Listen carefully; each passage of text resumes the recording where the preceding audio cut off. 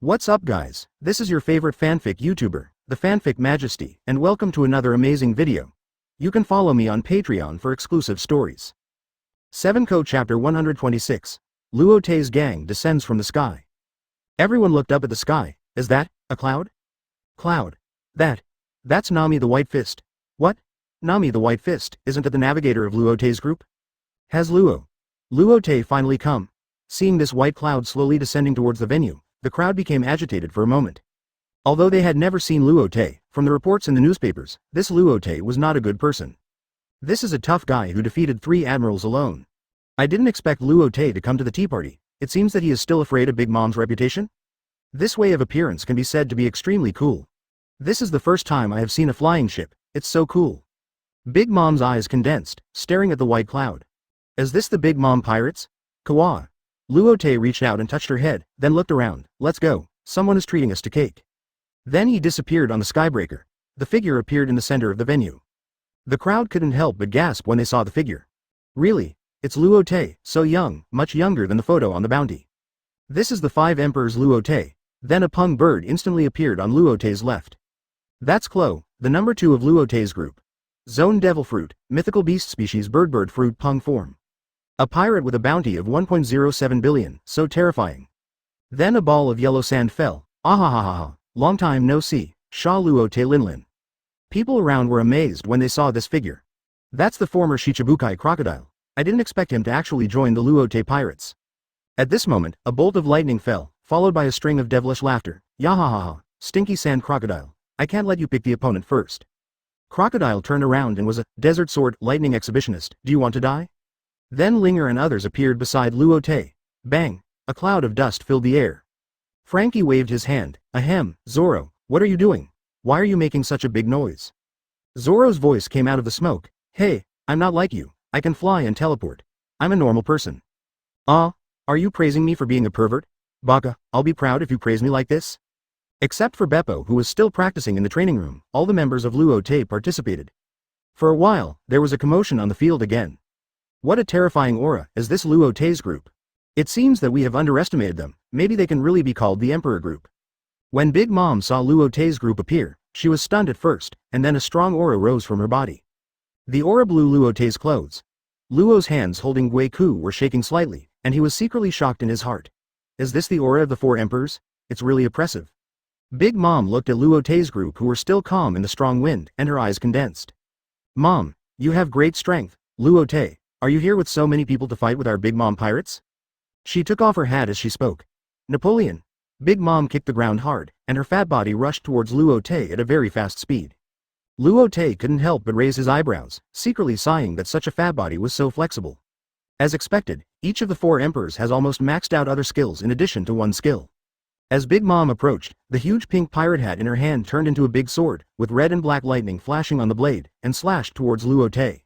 Luo Te laughed loudly and wrapped Conqueror's hockey around his fist, and lightning also lingered around. An electromagnetic instant body appeared in front of Big Mom and punched out. The fist and the sword collided when they were 2 fists apart. In an instant, an invisible momentum spread to the surroundings. People who were close to them foamed at the mouth and fell to the ground. Luo's eyes widened at this moment. Under this powerful momentum, he even felt his skin was in severe pain. He couldn't help but be shocked in his heart. Is this the powerful strength of the 4 emperors? At the same time, he secretly compared the gap between himself and the 4 emperors in his heart. Some people who were far away saw this scene. Their jaws dropped to the ground. Bah! Conqueror's hockey collided. What a terrible momentum. You guys look at the sky cracking. The momentum rushed to the sky, and the sky seemed to be unable to bear the momentum and split into 2 halves. Just when many people were shocked by the battle between Luo and Te, More Steel Wire took out a camera phone and took a picture of this scene. With an excited smile on his face, he kept muttering. This is big news, a battle at the level of the 5 emperors. If this incident is reported, it will definitely be the headline tomorrow. He took many photos again. Klo and his group also frowned at this time. This is the second time they have met someone who can fight Luo Te to this extent. Noddle felt the powerful force coming from Big Mom's sword, which was almost the same as Garp's. Coupled with Big Mom's unparalleled physique, she can be regarded as a very strong opponent. After thinking about it, it is not easy to widen the gap after reaching this top level of strength. Obviously Luo Te is not one of them. He added a hockey to his fist, twisted his waist, and activated the shaking fist technique, forcing Big Mom back several steps. Nani? Mom is actually at a disadvantage. Parasparrow was surprised. This was the first time he saw his mother being forced back.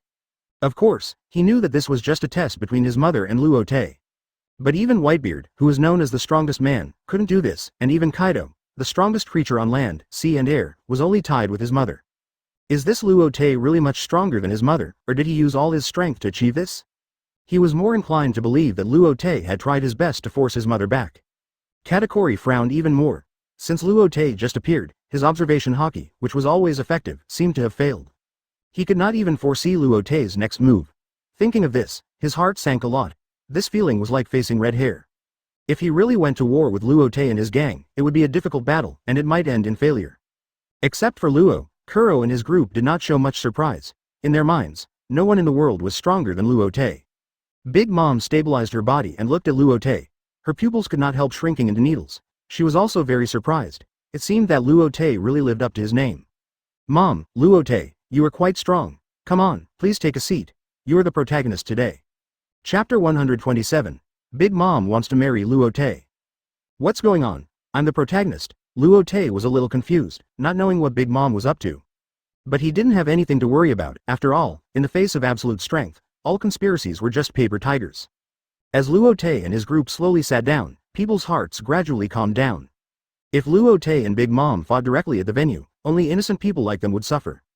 They had never seen such a scene before, and could only attribute it to the emperor-level strongmen greeting each other. Luo Te also clearly sensed the thoughts of the people around him, and he couldn't help but laugh. I remember that in the original book, the four emperors really split the sky as soon as they met, and it might really be the way the four emperors greeted each other. And the fourth gear Luffy didn't accept Kaido's greeting, and was beaten out of breath by a stick. Enel looked unhappy. He thought there would be a fight, but he didn't expect that he would sit down in peace now. He was so angry that he picked up the cake on the table and took a big bite. Big Mom also returned to her seat. At this time, the people around had recovered and the discussion began. I was scared to death. I thought the Emperor War was going to start. This Luo Te is really not to be judged by appearance. She is so young and has such strength. I can't imagine her future achievements. This time she came to New World, she will definitely stir up a lot of waves. I'm curious about what gift this 5 emperors will give to Big Mom. Now that you mention it, I'm also very curious. Luo Te looked up at Big Mom. I'm sorry I left in a hurry and didn't bring any gifts. Big Mom was very calm. Mom, it doesn't matter. Then she looked at Robin meaningfully and said, let's talk about gifts later. Luo Te naturally saw Big Mom's eyes. He frowned and secretly became alert. The big fat woman looked at Robin with a strange look. What do you mean by saying that I am the protagonist of this tea party? Big Mom laughed a few times and said, Mom, how about joining our pirate group? Luo Te kid. Luo Te's expression froze. He had guessed that this would happen. The crowd all looked like they were watching a show. They were looking forward to what Luo Te would say. However, some people were more worried. If the Big Mom pirate group could get Luo Te's group, its strength would far exceed the other 3-4 emperors. In addition, with Big Mom's ambition, she would definitely fight with the other 4 emperors. By then, it would be difficult for the entire New World to be in chaos. The question before them was how to stand in line. As for how to stand in line, it depended on what Luo Te's answer was.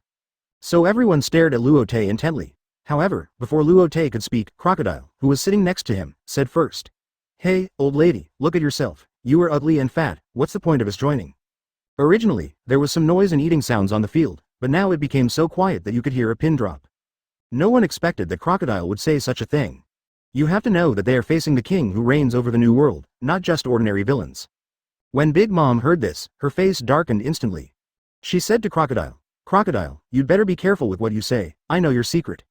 There was a hint of teasing in the angry tone. Crocodile snorted and stopped talking after hearing this. However, another voice came out, who do you think you are? We want to kill gods, and no one can let us join.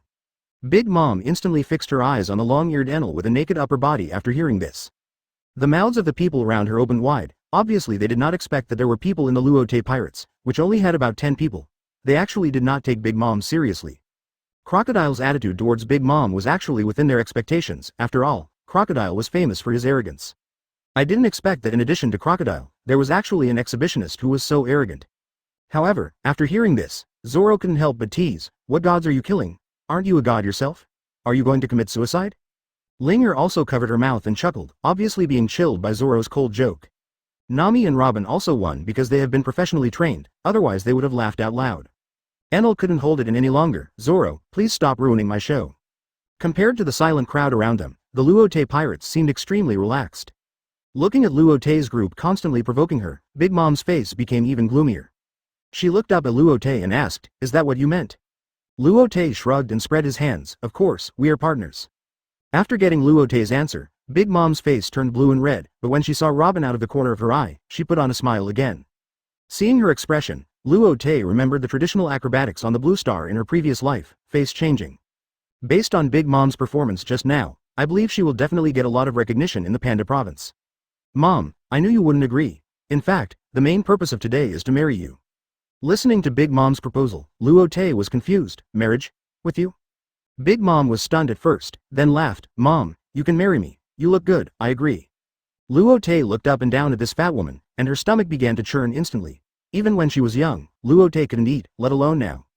Big Mom thought Luo Te was worried about something when she saw this expression, and explained. It's okay, I can still have children. Luo, who was standing by, couldn't help but vomited crazily beside him when he heard Big Mom's words.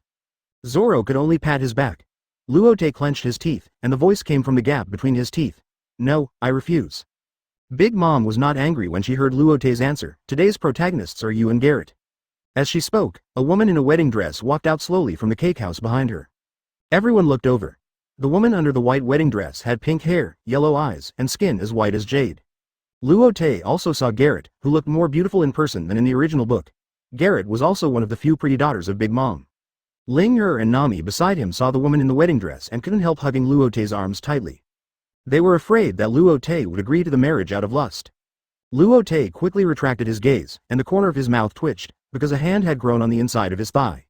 The reason why he stared at Garrett was just recalling the plot in the original book. I refuse. Chapter 128. Tensions. Why would such a beautiful woman want to marry you? You actually refuse?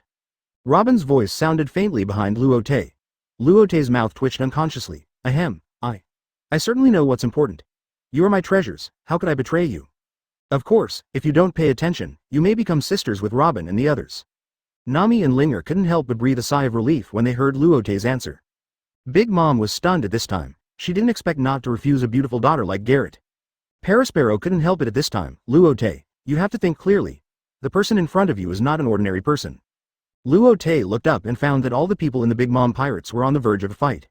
It was as if a war was about to start. Luo Te still shook her head and responded, I refuse. Big Mom came back to her senses at this time and waved to Garrett behind her. Go back, I know you don't want to get married either. However, what she didn't know was that Garrett's face was red all over the sky at this time. Since she saw Luo Te and saw the trick Luo Te used against her mother, she actually fell in love with Luo Te. Maybe this is called love at first sight. Big Mom didn't care about Garrett's strangeness, turned her head and looked at Luo Te. Can I say a word to Nico Robin? Luo Te frowned. Since they just came to this venue, he found that Big Mom's eyes glanced at Robin from time to time. Just when he was about to refuse again, Robin's voice came over. It's okay, see what she wants to say. Robin walked forward slowly. Just say what you want to say here. Big Mom's eyes condensed, secretly thinking that it was not simple. Robin was not only beautiful, but also powerful. I want you to leave the Luo Te pirates and join our Big Mom pirates. After hearing what Big Mom said, the rest of the Luo Te group couldn't help it. How dare they? They poached our historian right in front of us. However, Robin's expression was quite calm. Oh, why? You have to give me a reason to join. Big Mom grabbed the cake beside her and threw it into her mouth. Oh, I guess, as long as you join us, the throne of Pirate King will be at your fingertips. I know you are a scholar of Ohara and can read the historical texts. Robin's pupils shrank when she heard this. She didn't expect Big Mom to know her. But she didn't answer immediately. Big Mom continued, you haven't seen the read historical texts, have you? Robin tilted her ears slightly. She really didn't know that the historical texts were read. There are only 4 historical texts in this world. As long as you collect and translate them, you can reach the final island. I can get the historical texts, and you help me translate them. Then I will be the Pirate King. Robin shook her head. You may be wrong. I do know the words on the historical texts and I am quite interested.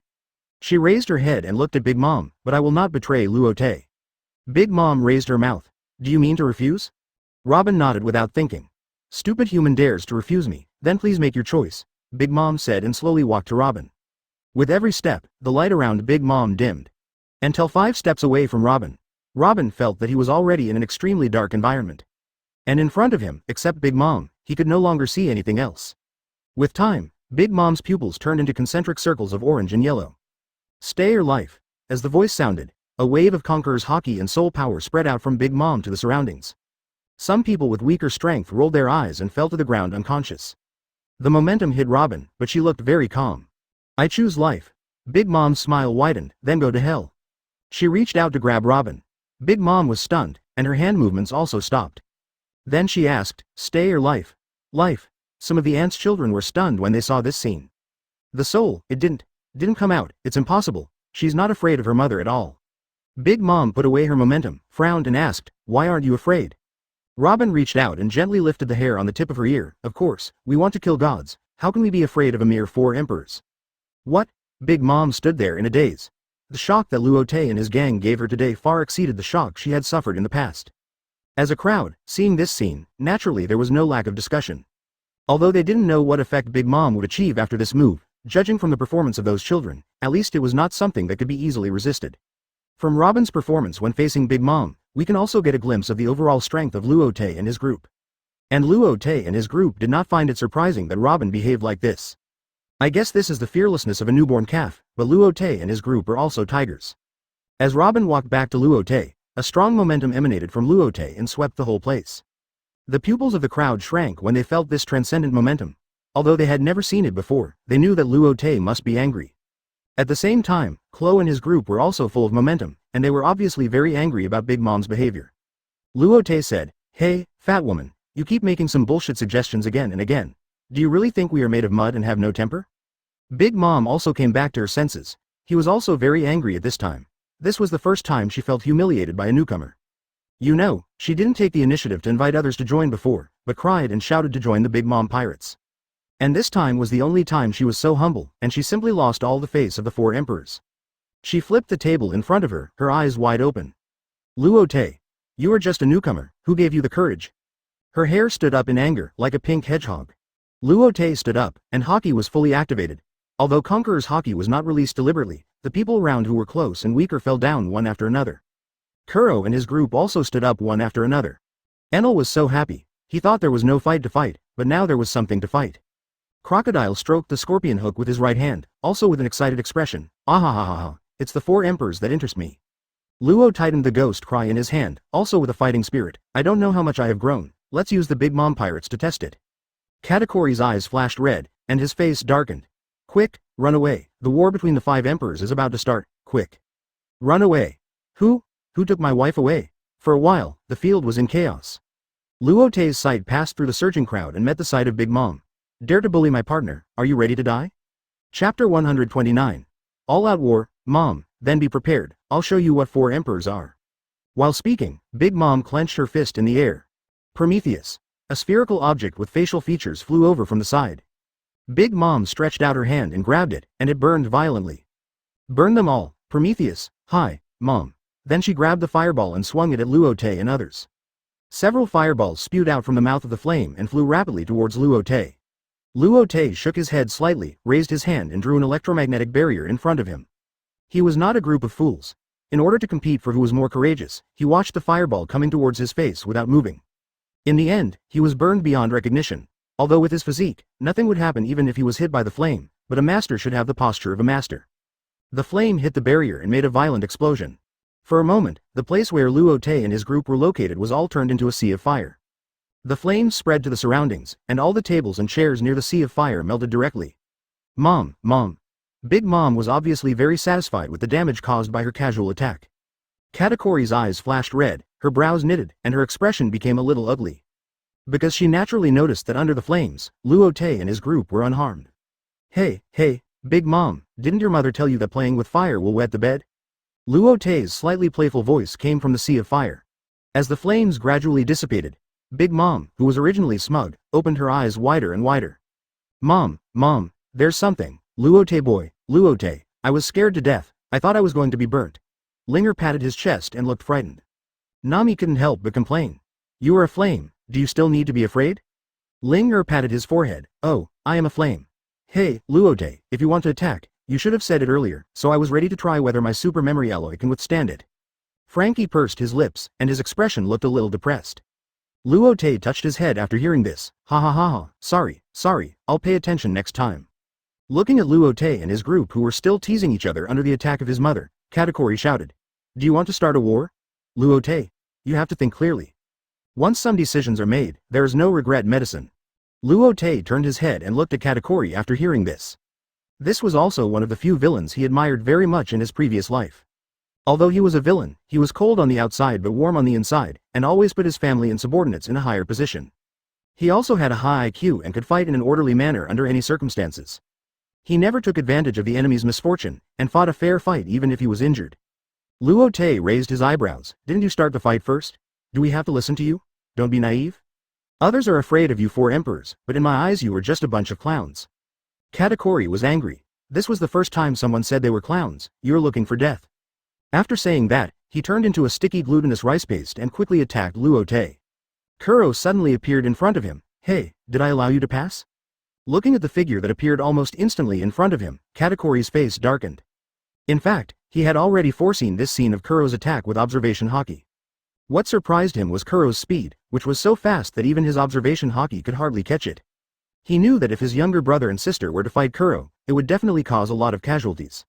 So the task of stopping Kuro could only fall on himself. However, in close observation haki, one can also feel the powerful strength of the tall man in front of him. For a while, the two stood opposite each other and no one took the next step. At this time, Luo Te continued to speak. Aren't you clowns? One by one, you only dare to hide in a corner of the new world. Fighting for that one piece that you don't know whether it really exists. Fighting head and blood. Big Mom laughed directly. Mom, you little brat, you are still a little naive to teach me a lesson. Fire in the sky. She took the fiercely burning Prometheus and smashed it directly at Luo Te. Luo Te naturally knew the power of this move, and disappeared from the spot with an electromagnetic instant. The figure appeared beside Big Mom. He raised his foot and kicked her swimming ring. FK. It's so hard. The moment Luo Te's foot touched it, it was like kicking a ball made of steel. Luo Te quickly added strength to his feet. There was only a bang sound, and Big Mom rolled to the side. Luo Te couldn't help but move his ankle, sighing in his heart. Fortunately his physique has reached the top level. Otherwise, this kick without any haki would probably break a bone. What? Mom was kicked away? How did Luo Te appear? Such a fast speed. It's okay. Mom will definitely not be hurt. At the same time that Big Mom was kicked away, Prometheus's attack also landed in the position before Luo Te. Room. Bang. In just a moment, the flames hit the ground and exploded instantly, and at the same time a huge pillar of flames shot up into the sky. A big hole was also smashed in the ground. It hurts. As the flames gradually dissipated, Frankie appeared. The old woman's move is really powerful. If it were before, she would definitely be melted. Except for Frankie, Zoro and others have been transferred away by Luo's ability. Hey, Luo, you are too righteous. How can I not be worthy? Before Luo opened his mouth, Zoro could not help but complain. You are fine, right? But your body is really a bit perverted. Ha ha ha, is that so? Since you all praise me, I won't care. Frankie took a comb that he didn't know where he came from and began to fix his hair. The head can be cut off, but the hair can't be messed up. When Paraspero saw this scene, his tongue almost broke. Impossible, no one can be unscathed under the attack of my mother. Then Frankie set his sights on Big Mom, who was struggling to get up. You can also try my attack. He stretched out his right index finger, and a golden light flashed at the fingertips. Laser. As Frankie finished speaking, a beam of laser shot out from his fingertips. The laser was extremely fast, and before those who wanted to block this move for their mother could react, the laser hit Big Mom's forehead. It hurts so much, damn pervert.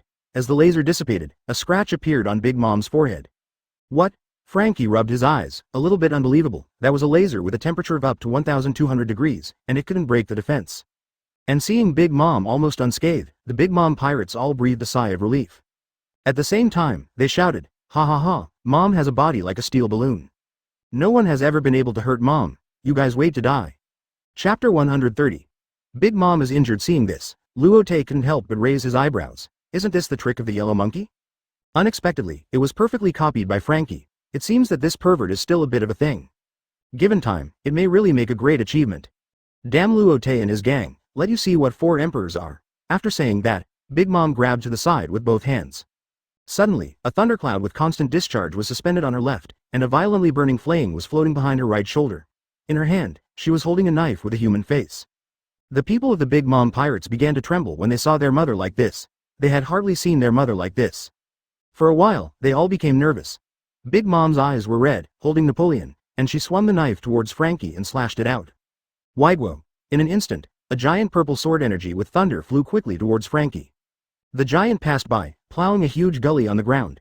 Even the buildings 10 meters away were shattered by the hurricane brought by the sword energy. Just when the purple sword energy was about to hit Frankie, it seemed to hit a barrier, exploded, and scattered to the surroundings. Big Mom, who was originally smiling, suddenly changed her face because she felt that her attack was intercepted by someone. Who is it? The sword energy dissipated and a figure slowly emerged. Hey, your opponent is me. Mom, Luo Te, let me see if you are really like the rumors. Big Mom said, picking up Prometheus and covering Napoleon with flames. With both feet on the ground, he rushed towards Luo Te at a high speed, and at the same time raised the fiercely burning Napoleon above his head with both hands. Emperor Sword Broken Blade. Luo Te covered armament hockey with his right hand and blocked it above his head. With a dang sound, the knife chopped on Luo Te's arm, and sparks flew immediately. The strong momentum aroused by the contact between the knife and hand blew up Luo Te's black hair. The powerful force was transmitted from his body to Luo Te's arm, and then spread to his whole body. For a moment, the ground where Luo Te stood cracked in all directions. But that was all. He did not move back a step. Then Luo Te clenched his left fist, wrapped it with emission, and punched Big Mom's abdomen. Then Big Mom flew backwards violently, and the speed was faster than her flying. It knocked down many buildings along the way, and only stopped when it hit the giant cake castle at the back. Cough cough cough. Big Mom did not succeed in getting up for a while, and blood flowed from the corner of her mouth. Damn Luo Te, can you actually emission? She covered the place where Luo Te had just hit her, and felt that her internal organs were about to be shattered. When Big Mom's children saw their mother being beaten away, they opened their mouths wide with an expression of disbelief. Impossible. Mom was beaten again. Mom won't be defeated just like that? At this moment, a man with a tuft of purple hair and a scar on his right eye came towards Luo Te with a huge sword. It was Luo Te Cracker, the 10th son of Big Mom. Damn it, Luo Te boy. What did you do to Mom? After saying that, he spun the long sword in his hand rapidly, and at the same time covered it with armament hockey and stabbed Luo Te in the face. Dang, however, a dark long stick blocked his attack. Yeah, ha ha ha, let's continue the fight that we didn't finish before. Along with the voice, there appeared a figure transformed from lightning. Cracker's pupils shrank, staring at the figure in front of him, and his face was suddenly filled with anger. Is it you? Enel. He remembered that when he sent an invitation letter to Luo Te's group last time, Enel humiliated them endlessly. No one had ever come and went freely on their ship like shopping, but the lightning man in front of him did it. Last time, Brother Paraspero stopped us. It's just right that we can settle the new and old grudges together this time. Enel stretched out his right little finger and drilled his ear. Little bug, you don't know how high the sky is and how deep the earth is. Feel the power of thunder. After saying this, he turned into lightning and appeared beside Cracker, attached armament hockey to his right foot, turned around and kicked Cracker's temple. In a hurry, Cracker could only stretch out his left hand to block his face. With a bang, Cracker was kicked by Enel and slid to the right for dozens of meters. His feet plowed a deep groove on the ground. Seeing this, Luo Te raised his mouth slightly. It must be said that after several educations, Enel still knew that there are people who are better than you. Enel also knew that if he wanted to establish the name of God, he could only become stronger. Luo Te did not expect that this self-esteemed thunder god would practice to become stronger one day. He retracted his sight and no longer cared about Enel's battlefield. At this time, Big Mom had also crawled out of the ruins, staring at Kong Te from a distance, with blood flowing from the corner of his mouth, very embarrassed. It hurts, damn Luo Te kid. Big Mom's children saw their mother bleeding. All of them were shocked. Impossible, Mom is actually injured. Impossible, Mom is invincible. This is the first time I see Mom bleeding. At this time, a burly man with 3 sections of fan-shaped orange hair and only an orange cloak on his upper body walked forward. It was Big Mom's 4th son, Shao Luo Te. He said, Mom, let me deal with this kind of thief. His fists gradually turned red, and he came to Luo Te in a few steps. Hey, don't you know your own weight? You want to die right away? A ball of fire appeared in front of Owen as he spoke. Fire fist. In an instant, Owen was submerged in the sea of fire. This temperature is good for steaming sauna for me. Owen's voice came from the sea of fire. Ling Er laughed, stinky uncle, I just don't know how high the temperature you can withstand, but the temperature of my fire can be infinitely high. Luo Te glanced at Ling Er, and was extremely relieved. Don't look at Ling Er's appearance of a loli. In terms of strength alone, he can rank in the top 4 in the entire Luo Te pirates. He is the kind of person who looks harmless, but he is earth-shattering when he fights. However, Crocodile was not happy when he saw this scene. If this happens, he may not have any opponent to choose from here, and he can only go to clean up the miscellaneous soldiers at that time. How can he pretend to be 13? Crocodile looked at Smoothie and shook his head. He didn't feel much sense of accomplishment even if he won against a woman. He turned his eyes and found Paraspero. He remembered that it was this man who made them accept the invitation letter with a haughty look last time. At this time, Paraspero's eyes were still paying attention to Big Mom and Luo Te, and he heard a voice in his ear. Do you know that I feel sick when I see your hypocritical face? Paraspero licked his lips and said, I feel uncomfortable when I see your face. I hope your strength is as impressive as your tongue. Parasparrow got angry when he heard this. What he was most proud of was his tongue. At the same time, his tongue was also his taboo. He would not allow anyone to slander his tongue. You are looking for death. Chapter 131, Respective Rivals. Big Mom Pirates. Leave Luo Te and his gang on the island and let them know the price of provoking me. Big Mom shouted. At once, the Big Mom pirates who heard Big Mom's order started to move. They knew that this was a full-scale war between their pirate group and Luo Te. This was the first time in so many years that such a large-scale action had taken place. At this time, a woman with lavender lipstick and silver hair walked slowly towards Zoro and others with a long sword. The woman was wearing a yellow scarf and her eyes were gem-like blue. The most eye-catching thing was a pair of extremely long legs.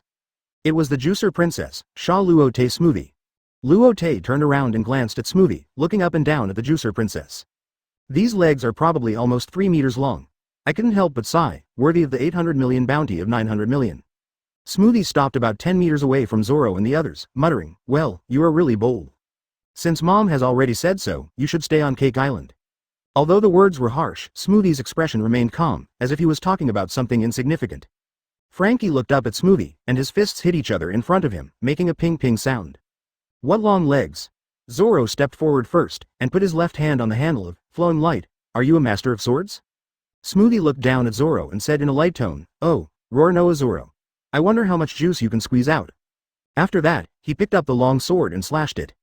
Zoro raised his eyebrows and grinned, then gave it a try. Pulling out, Flowing Light, blocked Smoothie's sword. Nami naturally saw the look Luo Te gave Smoothie just now, and turned into a white cloud to greet Luo Te's loin meat intimately. However, when she was halfway through the flight, a volley slash appeared in front of her, and she quickly tilted her head to avoid it. A fat man holding a huge samurai sword appeared in front of her. I can't let you disturb my mother's battle. Nami frowned and stared at the man. The man had a long nose, black hair tied into a gourd shape, wearing a woolen coat, and a red and white vertical striped scarf covering his chin. It was Snark, one of the 4 generals. Who are you? You don't know me. The man's words confused Nami, and she curled her lips. Should I know you? Funny. After that, she condensed the iron cloud in her hand and transformed it into a long sword, and covered it with armament hockey at the same time. Raised her hand and stabbed Snark. Luo Te clearly felt a cold gaze looking at him. He turned around quickly and saw Nami confronting Snark not far from him. He couldn't help but smile bitterly. Didn't he just take a look at Juicer? What's the big deal? Frankie looked at his companions, and each of them had an opponent. He was itching to quickly test the combat effectiveness of his super memory alloy body. How much has it improved since the last battle? Just then, a man with a yellow crew cut, a mustache, earrings, and a belt with a magic lamp logo on his waist walked up to him. The man lowered his head, his mouth corners also shrunk, and his expression was quite fierce. If you want to complete the task quickly, you can only defeat them one by one. After saying that, he raised his head and looked at Frankie, then let's start with you. Then he began to rub his abdomen. Frankie looked at the strangely dressed man. You are not a pervert, are you? Hearing this, Dafu almost fainted. You can say I am ugly, but please don't insult me with the word pervert. As he spoke, he saw a strange-looking lamp demon man coming out from the belt on his abdomen. He chopped towards Frankie with a machete. Frankie hurriedly dodged to the side, and the lamp demon man's machete chopped directly on the ground, immediately cutting a big crack in the ground. Frankie twisted his neck. Isn't pervert a compliment? How dare you despise it? Surely we can only be enemies. Luo Te was already powerless to complain about Frankie's remarks. He then turned his gaze to Big Mom who was approaching in front of him, and couldn't help but sigh. This defense is simply amazing. If we don't attack from the inside, this fat woman is really invincible. Thinking of this, he stretched out his hand and grasped it, and suddenly a tang horizontal sword with purple light appeared in his hand. Electromagnetic knife. Then an electromagnetic body appeared in front of Big Mom and chopped at the ant's neck. Napoleon. Big Mom hurriedly put away the knife to block Luo Te's knife. There was only a sound of ding, and the 2 knives met, and for a while, the positions where the 2 stood were all cracked. Big Mom's pupils shrank. She didn't expect that this little man was so strong, not weaker than her at all. You know, she is a giant. How can ordinary humans compare with giants in strength? Luo Te hooked the corner of his mouth, and the strength in his hand increased again. Big Mom was shaken away again and stepped back several steps. Impossible. How can your strength be so strong? She didn't dare to accept this fact for a while. Luo Te smiled contemptuously and said, how can an old woman who stands still and does not move forward know how high this world is? Impossible. I am Shao Luo Te Linlin, the 4 emperors who have ruled this world for decades. I have dealt with more than a dozen newcomers like you. After that, she picked up Napoleon, Prometheus, Zeus. The 3 combined together. Suddenly, a knife with flames and lightning wrapped around its surface appeared in her hand. Big Mom held it with both hands and swung the knife at Luo Te. Mingguang sword. Luo Te shook her head and disappeared from the spot with a teleportation. The sword energy of Mingguang's sword continued to move forward, and a strong sword energy directly shaved the building behind it. However, Luo Te's figure appeared under her. Luo Te wrapped Conqueror's hockey around her right foot, turned around and kicked Big Mom's ankle with a roundhouse kick. With a sound of crack, Big Mom's ankle was deformed, and he turned around and kicked the other ankle again. Suddenly, Big Mom fell to her knees. With a sound of boom, her huge body fell down, and the ground shook. Luo Te's figure appeared on the side. He knew that it was not a wise move to fight with strength in hockey when fighting against someone like Big Mom. The biggest flaw of such a big piece of fat is that it is too slow. Lin. With a sharp shout, a short and fat man wearing a huge red hat ran towards the fallen Big Mom. A pair of white beards that looked like leaves shook up and down while running. Naturally, it was Big Mom's old lover, the one who could eat the fruit, long bread. Room. Luo's figure instantly appeared in front of the man. Get out of the way. Thinking of Big Mom being injured and falling to the ground, Longbread didn't care who was in front of him and slashed with a sword. Dang. Luo held the Devil Cry and Longbread's swords and collided with each other. Feeling the power coming from the Devil Cry sword, Longbread's mind, which had just been overwhelmed, gradually became clear at this moment. He looked at the man in front of him wearing a moderate dotted hat, and his brows were almost wrinkled. Obviously, he did not expect Luo to have such strength. He looked at the field and found that the main players of the Big Mom Pirates were all in a tough battle. At this moment, he thought a lot. This Luo Te pirates only had a few people, but they made their pirates so embarrassed. Obviously, they also went for the full elite mode like the red-haired Shanks, and were even more terrifying than the Shanks pirates. There was also a Robin who did not take action standing next to him. For a moment, his heart had sunk to the bottom of the valley. This battle was afraid that it would not end well. Of course, the most critical thing depends on Luo Te and Big Mom. Chapter 132. Big Mom is defeat, give you life. Big Mom was seen kneeling on the ground, with 2 balls of purple soul power flashing in her palms. Then she waved her hands and pressed the 2 balls of soul power on her twisted ankles. Then she shouted, "Resurrection, bones." The purple soul power gradually seeped into the twisted ankles. For a moment, the whole foot began to wriggle and slowly returned to its original state. Luo Te's eyes condensed, thinking that he had completely forgotten Big Mom's move. Mother visit Cannon 3,000 miles.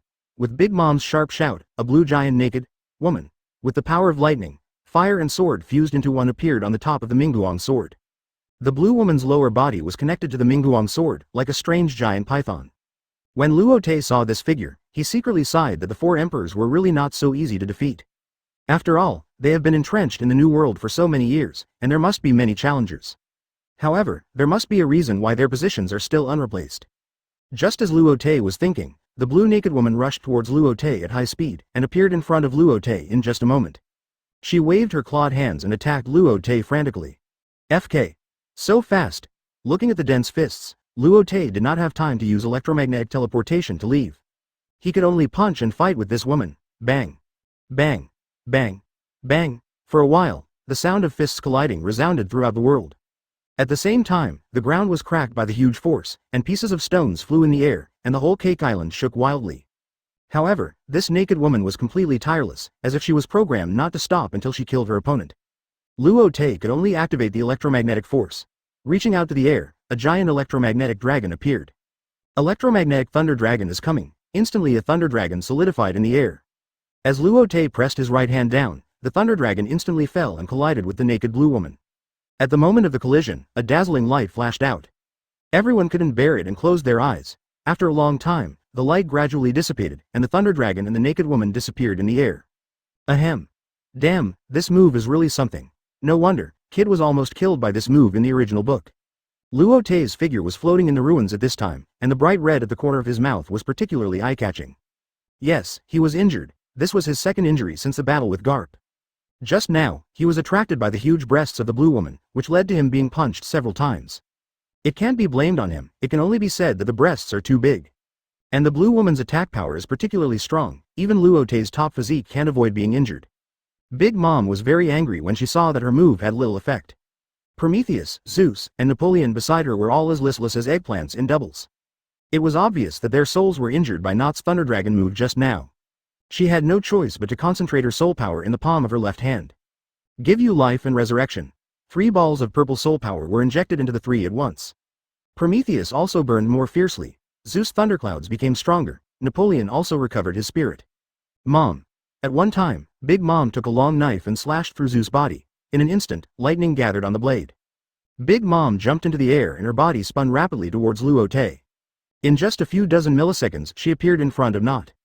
Luo Te gathered Conqueror's Haki and Armament Haki on his arms, crossed them over his head, and blocked the knife. He also fell to the ground. It was just a powerful shockwave that turned the place where he stood into powder, and his body could not help but retreat several steps backward. Luo Te kicked his right foot to the ground and bent his knees. He exerted force and raised his arms upward, directly throwing Big Mom backwards. Luo Te slowly floated up, staring at the fat body with sharp eyes. He stretched out his thumb to wipe the blood from the corner of his mouth. He couldn't help but sigh in his heart. The strength of the four emperors was so terrifying. Originally, he didn't take Big Mom seriously, but now it seems that the lion is fighting the rabbit with all its strength. He still has to face every opponent. If he is not careful, even he may be seriously injured. However, Big Mom rolled in the air and fell to the ground. For a while, the whole person stood on the ground and didn't react at all.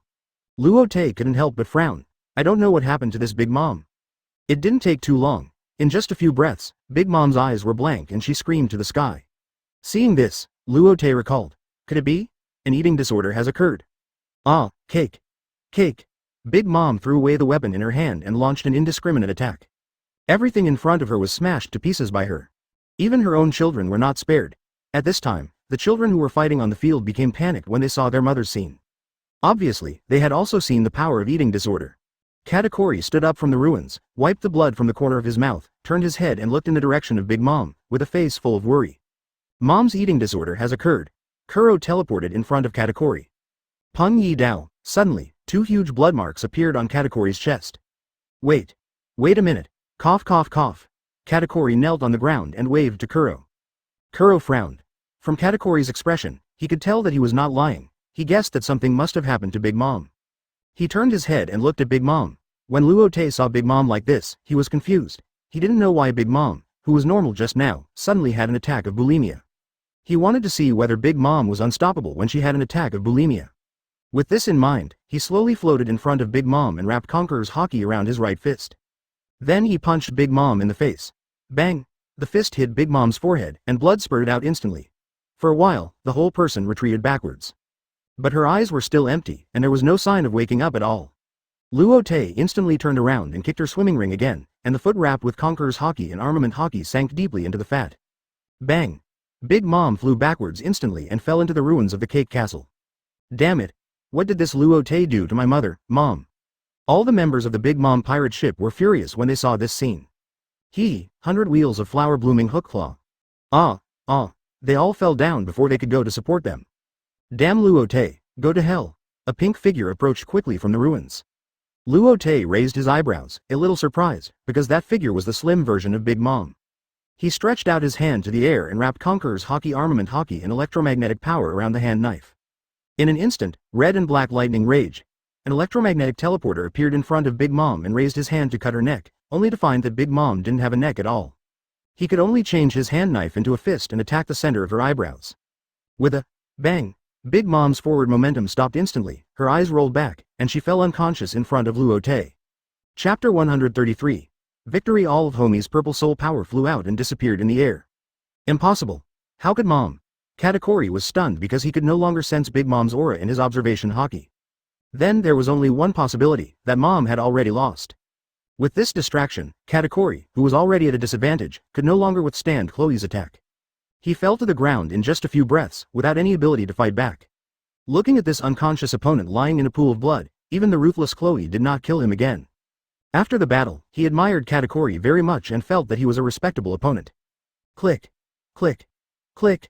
Ha ha ha ha. This is a once-in-a-lifetime opportunity. I must take these photos. It will definitely be the headline tomorrow. Morgans was standing on the edge of the ruins at this moment, pressing the camera phone in his hand frantically. Our news agency must be the first to report this. In fact, he was also shocked. He didn't expect that the four emperors who had dominated the New World for decades would be defeated by a newcomer. But compared to the shock in his heart, he hoped to take pictures of these valuable and shocking news. The newspaper can sell well in that way. Parasparrow was the one who couldn't accept it the most. In his mind, Big Mom was invincible. They always crushed others, and there was no precedent of being defeated by others.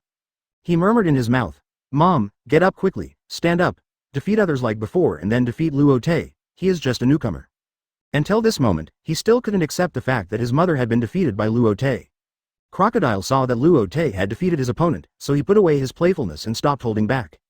At this moment, the pirates who saw Big Mom being defeated ran to the outside of the island. Those with boats took the boats, and those without boats actually jumped into the sea and swam away. They knew that the Big Mom pirates were finished, and if they continued to stay on Cake Island, only death would await them. Stussy was standing by a pair of low walls holding a small den-den-mushi, saying something. He would occasionally glance at the battlefield between Luo Te and Big Mom. After several battles, Luo Te was already a little tired after maintaining a highly tense superstar network activation state for a long time.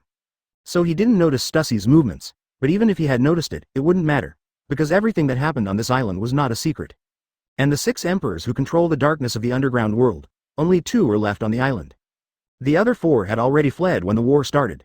This also makes people have to sigh that they are worthy of being emperors who have been entrenched in the dark world for many years.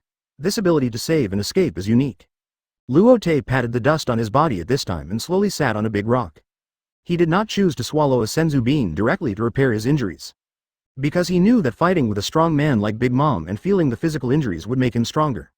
He looked at Big Mom lying in a pool of blood and sighed for a moment.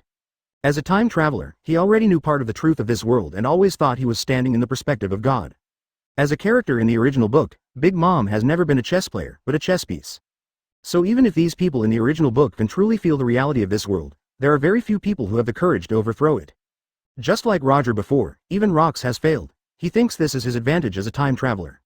However, what Luo Te doesn't know is that this world has changed because of his arrival, and he has now become a chess piece on the chessboard. With the defeat of Big Mom, the situation on the field suddenly became one-sided. Yeah ha ha ha, it seems I'm the first one to resolve the battle. Along with the laughter, there was also a lightning bolt that fell beside Luo Te. But then his eyes darkened a little, because he saw that there was already a person standing beside Luo Te at this time, and it was Croco. Luo Te turned his head and looked at Enel, who was obviously not having fun. Seeing this, he just shook his head helplessly, wondering when this person turned into a warmonger. Ha ha ha, lightning exhibitionist, if you want to say who should be resolved first, I should be the one. Crocodile walked over from the side, smoking a cigar. What did you say? Stinky Sand Crocodile. It's obvious that I was the first opponent to resolve. I got here 10 seconds earlier than you. Enel was not happy after hearing this. Luo Te rubbed his eyebrows and was speechless. He didn't know why these 2 people became like Sanji and Zoro in the original book. They had to compete for everything. But this was only on the surface. In fact, the relationship between the 2 was the best among the 2 in the pirate group. Maybe this is the legendary, beating is love, scolding is love. I said you 2 are so close, why don't you just be together? At this time, Robin's voice came from the side. Crocodile and Enel saw that it was Robin. For a while, they didn't say anything. They glared at each other, tilted their heads to one side, and retched. Obviously, they still felt a little disgusted by such a statement. At this time, Nami and Linger also fell from the sky and landed beside Luo Te. Hey, what were you talking about just now? Looking at the strange expressions of everyone, Linger looked curious. Ahem. Enel coughed lightly. No. Nothing. Seeing Enel like this, Luo Te felt a little funny in his heart. He remembered that in the original book, Enel was a very self-righteous person with almost no human touch. And now he is gradually becoming like a human being. Zoro also came over, but his right forearm was dry and there were many knife wounds on his body. It was obviously injured in the battle with Smoothie, the juicer. Super. You're all here. It seems I'm still a little slow, but I shouldn't be the last one. Everyone looked in the direction of the sound and saw Frankie combing his hair with a comb, walking slowly towards them. Every inch of his skin shone with a metallic luster in the sun. Just when Frankie's voice just fell, a circular space enveloped everyone, and Luo's figure appeared directly beside them. Ha ha ha, who just said he wasn't the last one? Linger couldn't help laughing when she saw this scene. Luo, you're always ruining my show, right? It doesn't count, let's start over. Everyone couldn't help laughing when they saw Frankie's cheating. Even the always serious Chloe raised a little arc at this time. Of course, there was also the joy of victory in this arc. Luo Te looked around and found that everyone had some injuries, some light and some heavy. Even he himself was quite embarrassed at this time. But everyone was unanimous that they didn't use senzu beans to recover. Obviously, such a battle can help them improve their practical experience and thus improve their strength. Luo Te, can you? At this moment, Katakori's voice came from the side. Chapter 134. Reactions from all parties. When everyone looked over, they saw Katakori walking towards them, covered in blood. Luotuo raised his eyebrows. In fact, he already had a guess in his heart. What do you want to say? Katakori looked around the entire Cake Island. At this time, Cake Island no longer had the original luxury and prosperity, and it became a ruin. And all this has to do with Luo Te's gang in front of him. Their Big Mom pirates oppress others, make some unreasonable demands, and even take human lives lightly. Most of the members of the Big Mom pirates also think it is natural that it is their right as a strong man. And this series of things done to the Luo Te pirates this time, most members also think that it is just a repetition of what they often did before, and there is nothing unreasonable. It's just that they didn't expect that this time they are no longer facing the kittens of the past, but a tiger that can eat them. But Katakuri is not among these people. He is also one of the few people in the Big Mom pirates who still has a conscience. He staggered and knelt down towards Luo Te, but his serious injuries made him fall directly to the ground. He raised his head with difficulty. Luo Te, can you let me? My brothers and sisters go? They just obeyed. Obeyed their mother's orders. Luo Te's mouth curled up, but he didn't answer anything, just looked at him quietly, waiting for his next words. A stream of yellow sand floated in front of Katakuri and turned into crocodile squatting in front of him. It seems that you attacked us first, and we were just defending ourselves. Now that you are defeated, what qualifications do you have for us to let you go? Katakuri looked at Crocodile in front of him, and then lowered his head. I know, this is all our own fault. Crocodile choked for a while. He had prepared a wave of angry words, but who knew that Katakuri actually admitted it generously. Luo Te said at this time. Yes, Luo Te, he is. Nami was a little puzzled as to why Luo Te would agree to the request of this enemy. You know, Luo Te has always been decisive in eradicating the roots. Luo Te waved his hand. It's okay, I know my limits. Big Mom is dead, and the remaining people can't make much waves. But, Nami wanted to say something, but Luo Te reached out and gently rubbed her head. It's okay, do we still need to worry with our strength? Katakuri was not in a hurry to thank Luo Te, but raised his head with difficulty and looked at Luo Te. Do we need to do anything? Luo Te was silent. He was thinking about what he needed them to do. Katakuri thought it through at this time. As long as Luo Te let his brothers and sisters go, he would be willing to do anything. I don't want you to do anything for us, as long as you don't interfere with us in the future. Okay, I will definitely. What? Katakuri answered halfway before realizing that Luo Te didn't make any excessive demands. You don't want us to do anything? He thought he had heard it wrong. Luo Te nodded. You don't have to do anything. Katakuri stared at Luo Te through his swollen eyes. Really? Luo Te raised a slight arc at the corner of his mouth and said, what do you think a defeated general can do? The tone was full of contempt. However, after hearing Luo Te's answer, Katakuri was relieved, as if he had used up his last bit of strength to say, thank you, in the future, as long as. If there is anything I can help, I will. He fainted on the ground before he finished speaking. Looking at this man covered in blood, Luo Te couldn't help but feel a touch of respect in his heart. He knew that Katakuri had just obviously come to plead for his brother and sister, and this sense of responsibility was precious in this heartless pirate world. Luo Te flicked a senzu bean into his mouth. Looking around, the whole Cake Island had changed at this moment, with many members of the Big Mom pirates lying on the ground. He turned to everyone and said, let's go back. Ling Er looked at the desolate island. She wanted to try Totto Land's snacks, but now she had no appetite. She nodded. Yes, let's go back quickly. Nami waved to the sky, and the white cloud carrying the skybreaker slowly fell down. Everyone got on the ship and then controlled the white cloud to fly to the new territory. Holy Land Marijoy, Pangu City, 5 Elders Office. Why didn't you report it in advance? The old man Saturn held the Den Den Mushi, and his saliva almost drowned the Den Den Mushi microphone. They just received the news that Luo Te defeated Big Mom. It took so long for such a big thing to be reported. He was so angry that his beard almost fell off. Naval Headquarters, Marineford. This Luo Te is really a troublesome person. Wherever he goes, he brings trouble. Sengoku hung up the Den Den Mushi. His brows were furrowed into the shape of a Chuan character. Just now, 5 elders called and scolded him again, and his eardrums were almost broken. He didn't expect that Luo Te would grow so fast, and now he has defeated Big Mom. He didn't know what Luo Te was going to do all the way. He said he was a pirate, but he didn't hurt civilians or rob treasures. He was even never merciful to other rebellious pirates. It seems that he is a simple adventurer. If he is not a pirate, he is quite hostile to the world government and marine, as if he is always against them. And the flag on the ship is clearly a skull. He doesn't understand, and always feels that Luo Te is planning some big move. But since he is not Luo Te, he naturally doesn't know what Luo Te is planning. Garp murmured on the side. Has Sha Luo Te Linlin gone? Young people nowadays are really scary. He looked a little melancholy. After Golden Lion's death last time, another, old friend, passed away. Although Garp and Sha Luo Te Linlin did not have much interaction, at most he only had some grudges with her Captain Rocks. Sengoku looked at Garp, his face also full of melancholy. Garp said, the Yangtze River's back waves push the front waves, it's time for us to retire. When the two looked at each other, they saw the loneliness in each other's eyes. The figures of the two people also became more hunched. Can you two still work well? As long as we are still in this position, we can't slack off in our work. At this time, The voice of the crane staff rang like thunder in the ears of Sengoku and Garp. Whether it's pirates or bandits, there's no good or bad. As long as they exist in this world, the civilians will be frightened. As Marines, we should take corresponding measures. Garp came back to his senses and laughed, ha ha ha ha, Xiaohei is still clear.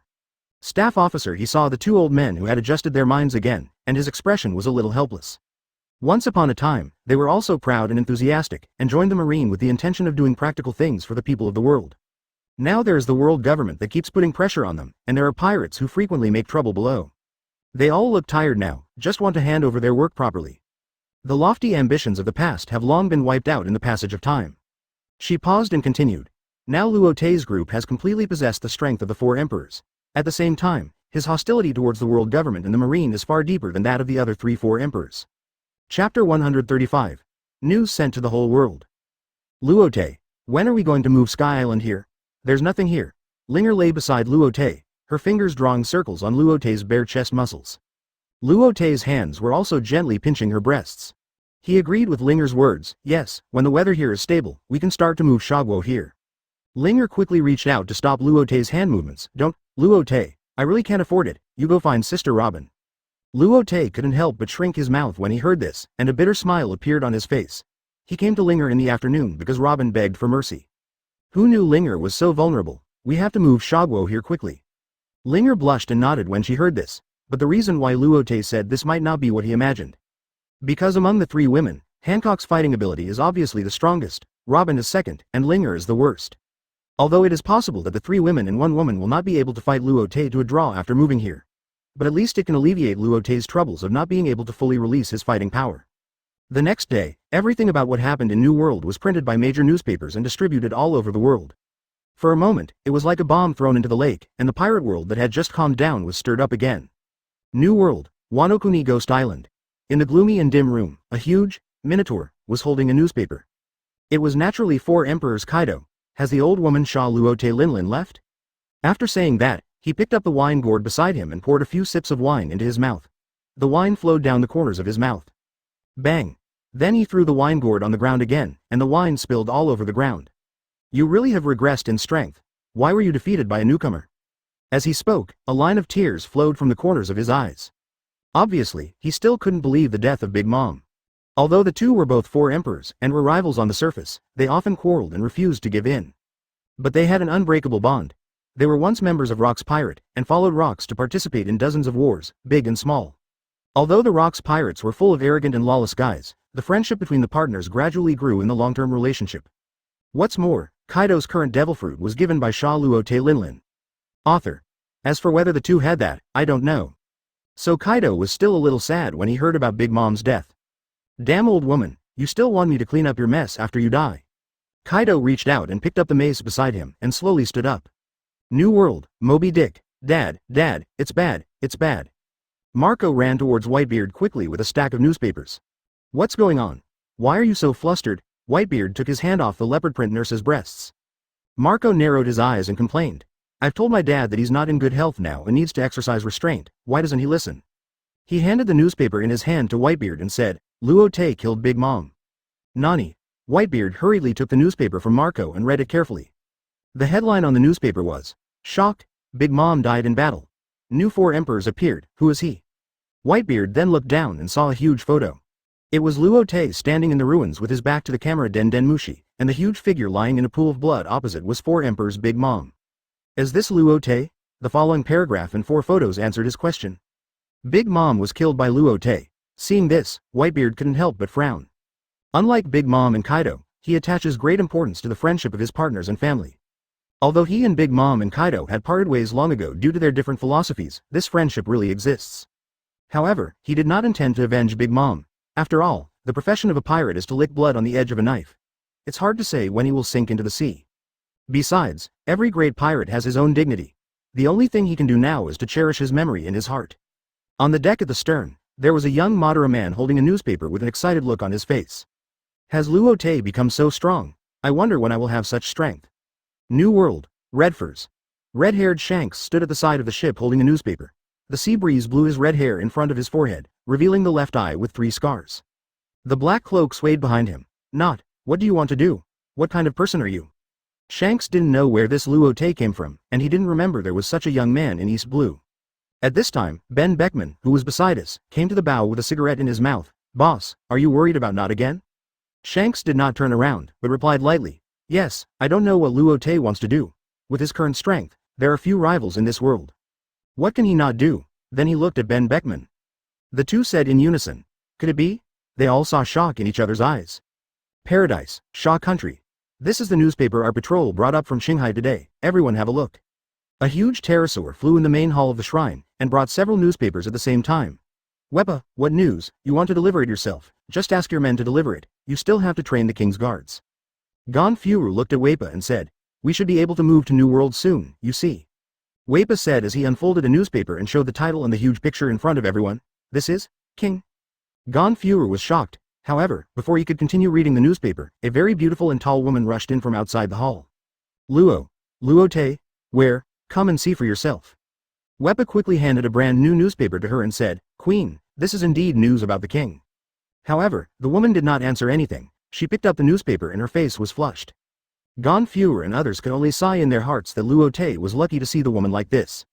The woman looked around and said, "In the future, bring the latest news about Luo Te to me first." Although no one said anything, the woman leaned back with the newspaper. "No reason, because I am beautiful enough." Chapter 136. The New Sea Emperor East Blue, Shimotsuki Village, East Shindojo. Koshiro held a newspaper in his hand, and there was a brand new bounty on the tatami beside him. On it was Zoro's photo. He walked out while reading the newspaper, looking at the children who were practicing in the yard, and memories came to his mind. That day, a little boy with green hair came to East Shindojo and challenged him. "Zoro. Is anyone there? Is anyone there? I'm here to challenge you. Come out, strong guys, and fight me." Koshiro. "Oh, you're here to challenge me? It's rare these days. Then I'll accept it." Zoro. "If I win, I'll take your plaque." Koshiro. "What if I lose?" Zoro. If I lose, I'll join your school." Koshiro. "Ha ha ha ha, then it's settled. Teacher, please give me that knife, I'll become stronger with her share." Ha. Ha. The children's uniform shouts brought Koshiro back to reality. Ah, he sighed slightly. He didn't expect that time would pass so quickly. Zoro also changed from the kid who was always lost to a pirate who was famous all over the world. Whether Zoro became a pirate or a marine, as long as he could stick to his original intention, he would support him. East Blue, Windmill Village. Let's toast to Luo Te. We have an incredible person in East Blue. Who dares to say that our East Blue is the weakest sea area? That's right, we have an incredible person in East Blue. Don't say it, the village chief is here. Hearing this, everyone looked at the old man at the door.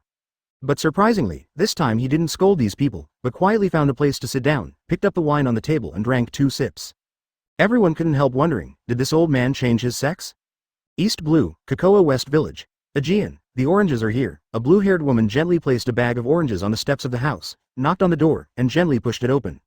Aegean turned his head and looked at the woman at the door, helpless. "Why did you deliver it again?" "Nokigo, didn't I say I would go to the store to buy it myself?" Nokigo wiped the sweat from his forehead and said with a smile, "Just accept it, you are so polite. Aegean is like a father to me and Nami." "Don't talk nonsense. What are you doing?" Nokigo looked at Aegean in confusion. "By the way, take a look at this newspaper." Aegean handed a newspaper to Nokigo. Nokigo took a few steps forward to take the newspaper and read it carefully. A smile gradually appeared on the corner of his mouth. "You should like Luo Te, why didn't you go to sea together?" Hearing Aegean's words, Nokigao raised her head and showed a bright smile on her face. "Ha ha ha, what nonsense are you talking about? That's my sister's husband." Aegean looked at Nokigao and remembered that Nokigao had played the role of a sister very well since she was a child, and always gave in to Nami no matter what. "The Green Alabasta. Lord Luo Te, have you come this far? I wonder when we can meet again." Princess Vivi sat by the window, holding a newspaper in her hand and lost in thought. The only answer she got was the sound of rain outside the window. Dong dong dong, and at this moment, a crisp knock on the door sounded, breaking the silence. "Ikolem, come in." Crack, as the door opened, Ikolem appeared. "Vivi, Mom, Princess Vivi, Kosa is here again." Upon hearing this, Vivi frowned, and the excitement she had just felt after seeing the Luo Te news was instantly extinguished. "Didn't you tell him that I had something to do?" Vivi's tone was calm without a trace of ripples. Ikolem touched his forehead and responded helplessly, "I think it's better for you to go and tell him in person." Vivi smiled and shook her head, "Okay." After that, she slowly stood up and walked outside. At this time, there was a young man standing in the rain in front of the stairs outside the door. His short dark tea-green hair was completely wet, there was a scar on his left eye, and his reddish-brown long windbreaker was swaying gently in the wind. The man's eyes lit up when he saw Vivi, and he walked quickly to Vivi. Vivi, let's go to the restaurant where we ate when we were young. Vivi sighed and said, Kosha, go back, you will catch a cold in the rain. Kosha shook his head and said, it's okay, I'm strong and won't catch a cold easily. You must be hungry too, let's go, I'll treat you. I just ate. Go eat. Kosha's eyes rolled, then I'll take you to be a desert camel. Do you remember when we were riding camels together when we were young? Vivi shook her head, Kosha, why did you do this? I just. Vivi looked up at Kosha, I know what you mean, I just treat you as a brother. Then she turned and walked into the door. Kosha was stunned, looking at Vivi's back, and murmured, just a brother? The clown is actually me. The Fishmen Island. Shirahoshi sat on the pink with a bounty in his hand. I wonder what my fiancé is doing now. Does he miss Shirahoshi? It would be great if I could see him right now. As she spoke, she gently stroked the somewhat polished bounty order on which Luo Te was clearly written. Ga ga ga. At this time, Mikaro ran in from the door. Mikaro, what's wrong? Shirahoshi asked the shark, who was almost speaking in a hurry, in confusion. Ga ga ga. Mikaro pointed at the bounty order with his pectoral fin. Are you saying there's news about my fiancé? Mikaro nodded. Soon, Shirahoshi followed Mikaro to the palace hall. Are there any reports about my fiancé? Before entering the hall, Shirahoshi's voice reached the hall. As soon as she arrived at the store, she saw a blue-skinned fishman kneeling on one side of the hall. What? Boss Jinbei. Jinbei turned his head and looked at Shirahoshi. Ha ha ha, has Princess Shirahoshi grown up so much? Time flies. By the way, who is the fiancé you just mentioned? Shirahoshi blushed. My fiancé is Lord Luo Te. What? Jinbei was confused. How old is Princess Shirahoshi? How come she has already decided to get married? And the object is Luo Te, who has been in the limelight recently. For a moment, he wondered if Princess Shirahoshi was deceived by Luo Te. For a while, the news that Luo Te and his gang boarded the new 4 emperors was overwhelming, and it also became a topic of conversation after dinner. For ordinary people living in paradise or the 4 seas, they just thought that the villain had changed his head, which would not have much impact on them. However, for marine and world government, this is undoubtedly a very bad thing. Because at present, Luo Te is more unpredictable than Big Mom. Big Mom is controllable, while Luo Te is almost uncontrollable. And he is extremely hostile to the world government and marine. It is undeniable that the Luo Te pirates have completely become a 4 emperors group, and the entire pirate world has recognized Luo Te as the new emperor of the sea. Chapter 137, The Coveted Big Mom Pirates. New World, Wan Guo. Brother Katakuri. The shipping king Umid asked us to return all the previous goods and give him the island in the east. Brother Katakuri. The pirate with a bounty of 350 million, Lan Miz, said that one of his brothers was lost in Totto land, and it is suspected that our Big Mom pirates detained their people.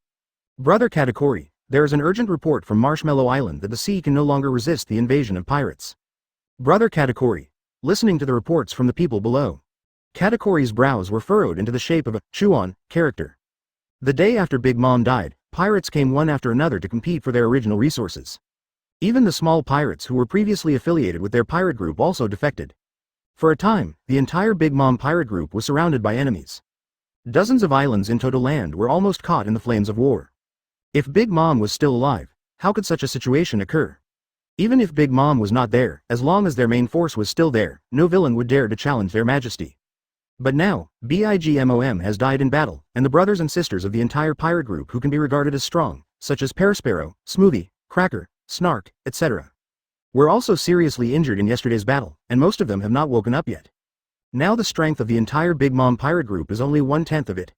Not counting the entire Totto land, just the territory attached to Big Mom has a huge amount of resources. Now they have no ability to protect these resources. So those competitors who know the news almost attacked them at the first time, with the purpose of dividing those resources. Admittedly, Katakuri's strength is quite terrifying. Even in the entire New World, there are only a handful of people who can suppress him. And because Luo Te's senzu beans before leaving have completely restored him to his heyday. He does not have a clone technique, and cannot go to every place to suppress it personally. His thoughts are in a mess at this time, and he no longer has the calmness of the past. But as the only leader of the Big Mom pirates at present, he has to force himself to calm down and think about countermeasures. In fact, he had already anticipated this situation when his mother was defeated yesterday. But no matter how he deduced in his mind, he could not find a way to solve this matter. Contract all fronts and retreat to Cake Island. In the end, Katakuri made this difficult decision. Even if the subordinate was unwilling, Katakuri had already given the order, so he could only follow it. But before the subordinate walked away, he heard a report. Brother Katakuri, it's not good, it's not good. The shipping king Umit and his men have arrived outside the Cake Island. What? Katakuri expected that one day he would be attacked to the base camp, but he didn't imagine that this day would come so soon.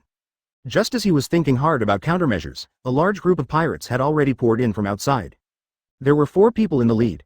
They were the Shipping King Umit, the Storage King Gibson, the big-name Funeral Home Drag Piercrow, and the Loan Shark King Dewfield. The group strode over. However, when they saw Katakuri standing in the distance, a trace of fear flashed in their eyes. Because with their strength, even with the people under their command, it is impossible to defeat the long-famous vice-captain in front of them. But in just a moment, their expressions became fierce again. Because they knew that Katakuri must have been seriously injured in yesterday's battle, and now he is probably at the end of his strength. Piercrow said, "Katakuri, we are here to share your worries. We know that it is quite difficult for you to manage such a large area now. So as good friends, we should share some of the burden with you." His expression was very friendly and his tone was quite friendly. But anyone with a discerning eye could hear that this was just an excuse to divide their territory.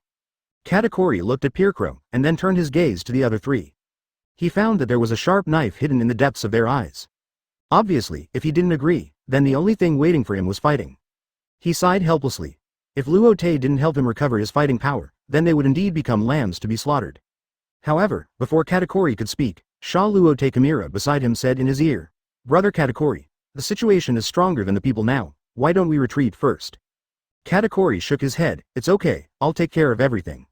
Looking at Katakuri's firm eyes, although he was on the verge of despair, Kimura still believed in this big brother who had always been very reliable. "For the sake of our old friendship, I will give you 4 a chance to leave Cake Island now, otherwise I won't show mercy." Hearing Katakuri's words, Kaiberson thought he was just trying to scare them, so he said, "Do you think I don't know that you are all seriously injured now? If it were before, I might still be afraid of you, but now you may not even be able to stand steadily." A red light flashed in Katakuri's eyes. He had foreseen that Piercrow would attack him first. He shook his head slightly, and then a majestic momentum spread from his body to the surroundings. For a moment, all the enemy's minions fell to the ground, foaming at the mouth and unconscious. Conqueror's Haki. "No. Impossible, aren't you seriously injured? How can you still have such strength? Could it be you?" Hearing this, Katakuri did not intend to explain to them. He knew that such a fence-sitter could not be allowed to leave. He then picked up the trident and walked slowly towards the 4 people. Although the 4 were kings who mastered the dark underground resources of the New World, they were not good enough to face a figure like Katakuri. Don't kill me, I'm leaving now." Pietro's legs were weak at this time, and he could only turn around. However, fear had made his legs weak and he fell to the ground. Looking back at Katakuri who was getting closer and closer, the 4 of them were all scared. "No, don't kill us, we can provide you with resources." However, Katakuri seemed not to hear this, and raised his hand and squeezed to cut off Pierre's head. Umit looked at the head that rolled beside him, with a terrified expression. He was scared to death. I tell you, I have deals with the other 4 emperors and even the world government. If you dare to attack us, you have to think about the consequences. It is said that Katakuri is a decisive and smart man. For the opponents he has already identified, he will never show mercy. His figure flashed in the crowd. The 3 emperors and their powerful subordinates were beheaded. Chapter 138. Kaido wins over the remnants of Big Mom. After doing all this, Katakuri shook the bloodline on the trident with his hand. When the Big Mom pirates saw this scene, they were all a little surprised. They didn't expect Katakuri to have such strength. This is Katakuri in his prime. There's no sign of injury at all. For a moment, hope was rekindled in everyone's eyes. Katakuri turned and looked at them. From their eyes, he naturally saw what they were thinking. But he still said the same thing, contract all fronts and retreat to Cake Island.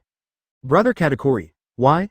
Luo Te Kimura scratched his head and expressed his incomprehension, since Brother Katakuri has fully recovered. With Brother Katakuri's strength, there's no need to retreat. Isn't it better to defeat those invaders one by one? Why do you have to swallow your anger and give in again and again? The other members of the Big Mom pirates also had a questioning expression. It was obvious that they also hoped that Katakuri would fight back like Camilla. As members of the 4 emperors pirates who had been dominating for a long time, they naturally disagreed with being forced to retreat to a corner. How could they bear such grievances? Yes, why? Brother Katakuri, why? Haven't you recovered? Hearing this, Katakuri's eyes dimmed. He had never experienced this before. He was a strong man and never wanted to compromise, otherwise he would not have awakened Conqueror's Haki. But now as the head of the Big Mom pirates, he had to consider the safety of these brothers and sisters. Since I am now the acting captain, the first order is to shrink the front line and return to Cake Island. His tone was full of determination, leaving no room for refusal. Looking at the majestic Katakuri, everyone was silent and retreated. Looking at the backs of the crowd, Katakuri stuck the trident into the ground, and for a moment he seemed to have aged several years. "Wulo lo, Katakuri." At this moment, a voice came from above his head. Katakuri frowned slightly. He was very familiar with this voice. He knew it was Four Emperors Kaido. He slowly raised his head and saw a blue dragon coming towards Cake Island. It's really a troubled time. I didn't expect Four Emperors to get involved, he murmured. Katakuri knew the relationship between his mother and Kaido, and also knew what Kaido was like. He was clearly a complete pirate and a conspirator. He didn't believe that Kaido came to Cake Island at this time to mourn Big Mom, or just to help them. I think it's probably the same as those pirates who compete for their resources. Just when Katakuri was thinking, the dragon had transformed into Kaido and landed in front of him. Katakuri, I am also very sorry for Luo Te Linlin's death. But as a friend, I feel that I have an obligation to help her clean up this mess. Hearing Kaido say this, Katakuri did not relax his vigilance at all. Even if Kaido and his mother are friends, there is no friendship for Kaido at all for the pirate group that lost Luo Te Linlin. But he also wanted to hear how Kaido was going to help them. Oh, I wonder how Lord Kaido wants to help us. Kaido looked down at Katakuri, his eyes full of admiration. He said, I will help you get revenge and kill Luo Te. At the same time, I will send people to help you stabilize the territory of Wanguo. Katakuri did not rush to answer. He knew that Kaido must have conditions. But in exchange, you must join the Beast's pirates. Seeing that Katakuri was still silent, Kaido continued, you are still the Big Mom pirates, just affiliated with the Beast's pirates. You can still survive in Wanguo. Katakuri thought about it after hearing this. He knew that in the New World, without strong strength or a strong backer, it was impossible to survive. What's more, as a Big Mom pirates with countless resources. After losing the powerful protection of Big Mom, there is no strength to defend this small piece of land. At this time, finding a Four Emperors as powerful as Big Mom as a backer should be the most appropriate and wisest choice at the moment. The relationship between Whitebeard and Big Mom is not particularly good. Shanks has a lot of hatred with Big Mom. So for now, Kaido is undoubtedly their best choice. Kaido continued, as a condition, you have to help me ascend the throne of Pirate King. To be honest, Katakuri doesn't want to live under someone else's roof. But out of responsibility for his younger brothers and sisters, he had to carefully consider Kaido's proposal. After a long time, he looked up at Kaido and said, this matter concerns all members of our Big Mom pirates. I must discuss it with them before I can give you an answer. And Kaido raised a curve at the corner of his mouth. He knew that the matter was half successful here. New World, the new territory of Luo Te's group. Luo Te, we have conquered such a big piece of cake and just give it to others, will it be? Crocodile's voice was clearly filled with a trace of unwillingness. Enel also rarely opposed him at this time. He also agreed. Yes, if we take all the islands, the territory of Sha will be the largest among all the Four Emperors. It will be more conducive to our future actions. In fact, the rest of the Luo Te pirates all had such doubts. Why didn't Luo Te take these spoils under his own banner, but let those small pirates take them? However, Chloe explained, it's not that we don't want to take those islands for ourselves. If we take those territories, the number of people will inevitably be dispersed. And we have just arrived in the New World. The most important thing next is to gain a firm foothold. Expanding the territory is a matter for the future. I believe that with our strength, territory will naturally not be a problem. Luo Te nodded, and it was obvious that what Chloe said was what he thought in his heart. Then when will we move Sky Island here? There is nothing here. Ling Er's words also aroused everyone's interest. Obviously, for those who have just arrived in the New World, there is no concept of belonging here at all. Luo Te put his hands behind his head and also missed the life in Sky Island. After a few days of rest, we will go to the park and move Sky Island here. Chapter 139. New Bounty. Newspapers are getting more and more expensive these days. If this continues, I won't be able to afford them. Nami reluctantly took out a few Baileys from her opal and put them into the small bag in front of the pigeon. Mila-san, the newspapers are here. Nami-san, come and see if we are on the newspaper again. A ball of fire came to Nami's side. Let me see. Nami opened the newspaper. Wow, we are on the headlines again. Hearing Nami's words, everyone slowly appeared here. Obviously they were all more interested in the report about them this time.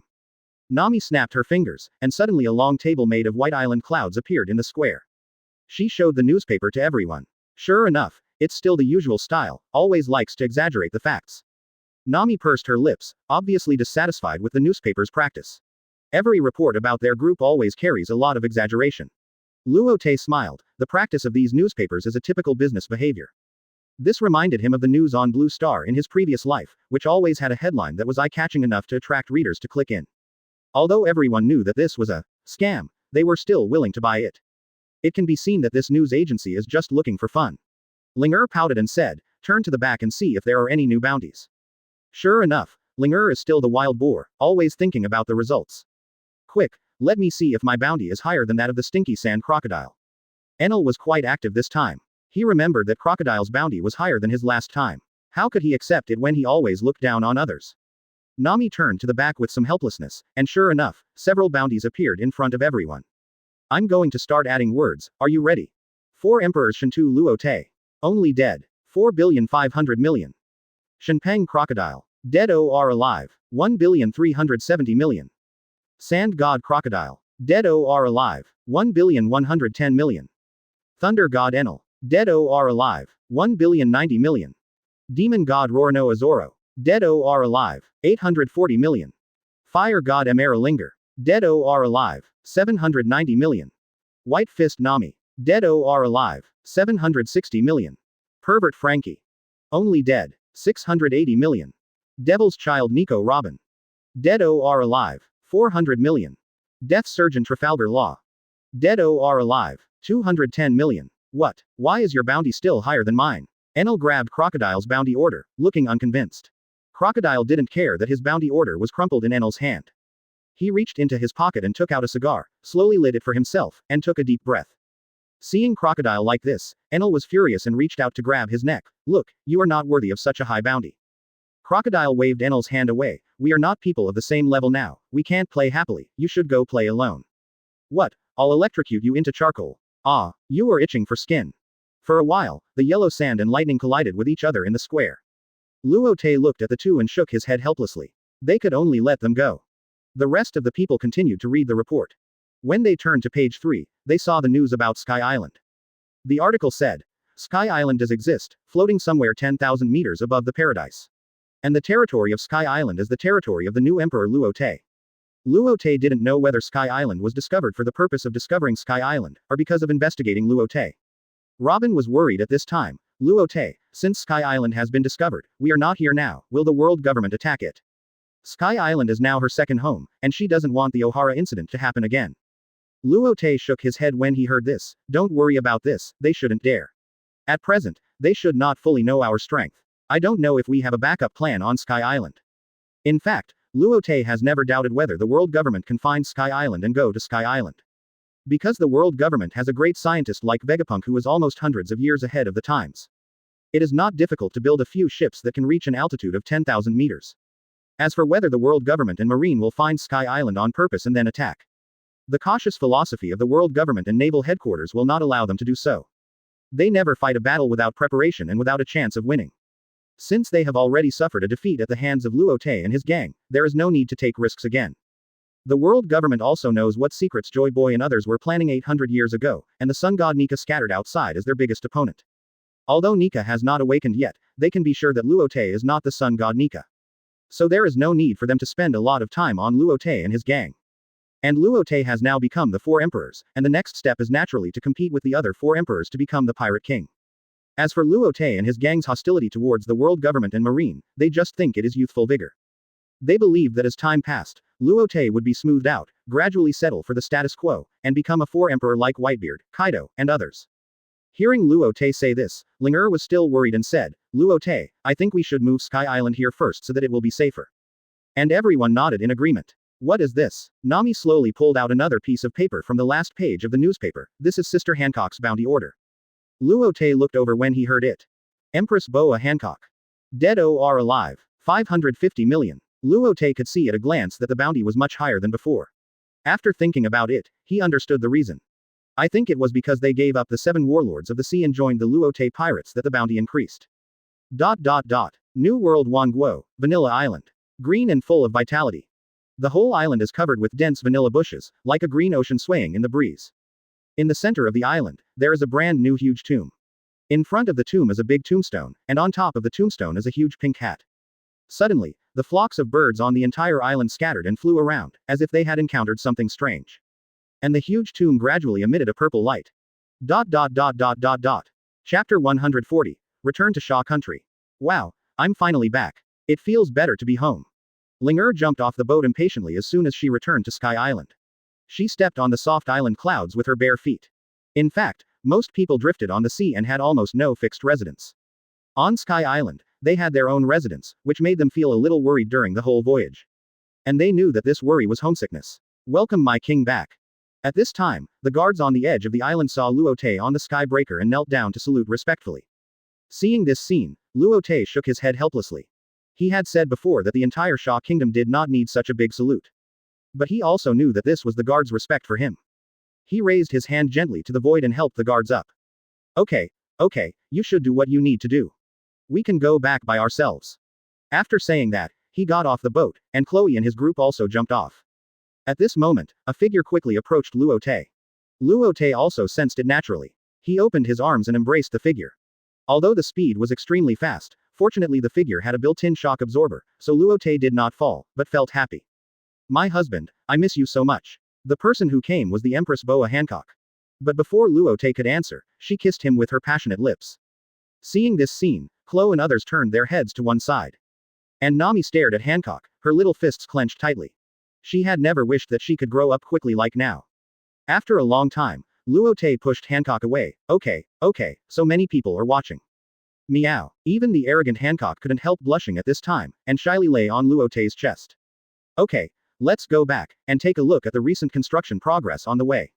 With that, everyone walked towards the center of the island.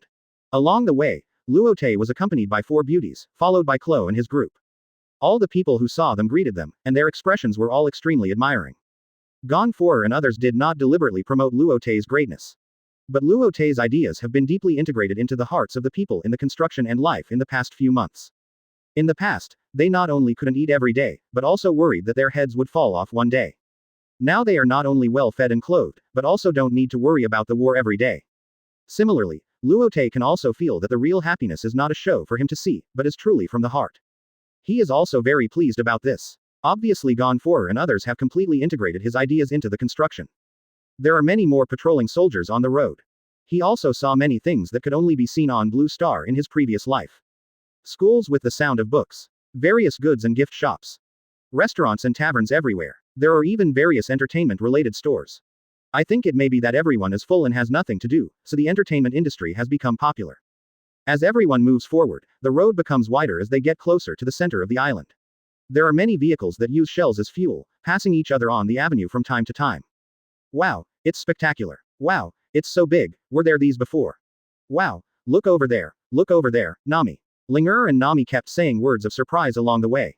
Because they saw many changes along the way, things they had never seen on the news or in reality, but now they appeared on Sky Island. Luo Te discovered the construction plan of this island. It is obviously like a city of 8 trigrams radiating outward. All the small roads converge into a big road, and all the big roads converge to the center. Because many islands were moved and pieced together, the current Sky Island has become extremely large, and its area is even 10 times larger than before. In fact, the speed of the crowd was not slow, but it took a lot of time to reach the location of the original memory of Shandora. Wow! Seeing this magnificent metropolis in front of them, everyone couldn't help but open their mouths wide. A huge and magnificent golden city appeared in front of everyone. This city in front of them is obviously the golden city that was buried under the white clouds before Shandora. After everyone's development and restoration, the entire city was almost perfectly presented in front of everyone. Is Shandora so big? Nico Robin was also quite surprised. It turned out that the Shandora they saw before was just the tip of the iceberg of the entire city. She was a little confused before. It was a bit far-fetched to call such a small place a city. But now it seems a bit sloppy. This is clearly a huge and magnificent city. As this, our capital. Even Enel couldn't help but wipe his eyes, a little unbelievable. Just when everyone was stunned, a huge pterosaur appeared in front of everyone. It was the captain of the guard of Shao Kingdom, Whitebeard. King, do you feel shocked and incredible? Luo Te nodded when he heard it. In fact, when we saw it for the first time, we were shocked and speechless. We didn't expect that there was such a magnificent city hidden under the white clouds. At this point, Whitebeard couldn't help but imagine how prosperous it was here. Located in the giant conference room of Shandora. Everyone, the time is right now. We plan to move Xiaoguo to New World. Hearing Luo Te's words, Gonfure and others had no objection. Because they had read that newspaper and knew that it was only a matter of time before Sky Island was exposed. Moreover, in Paradise, the spies of the world government and marine were everywhere. They were naturally not afraid of death or the world government. But now they were the leaders of a country, and they had to put the people first in everything they did and any decision they made. Only by moving all of Sky Island to New World and staying with Luo Te at all times would it be the safest approach. Then let's pass these notices to Xiaoguo. Gonfure and others nodded. As far as their current Xiaoguo was concerned, it was still relatively closed. Not to mention any exchanges, there were even no surrounding islands.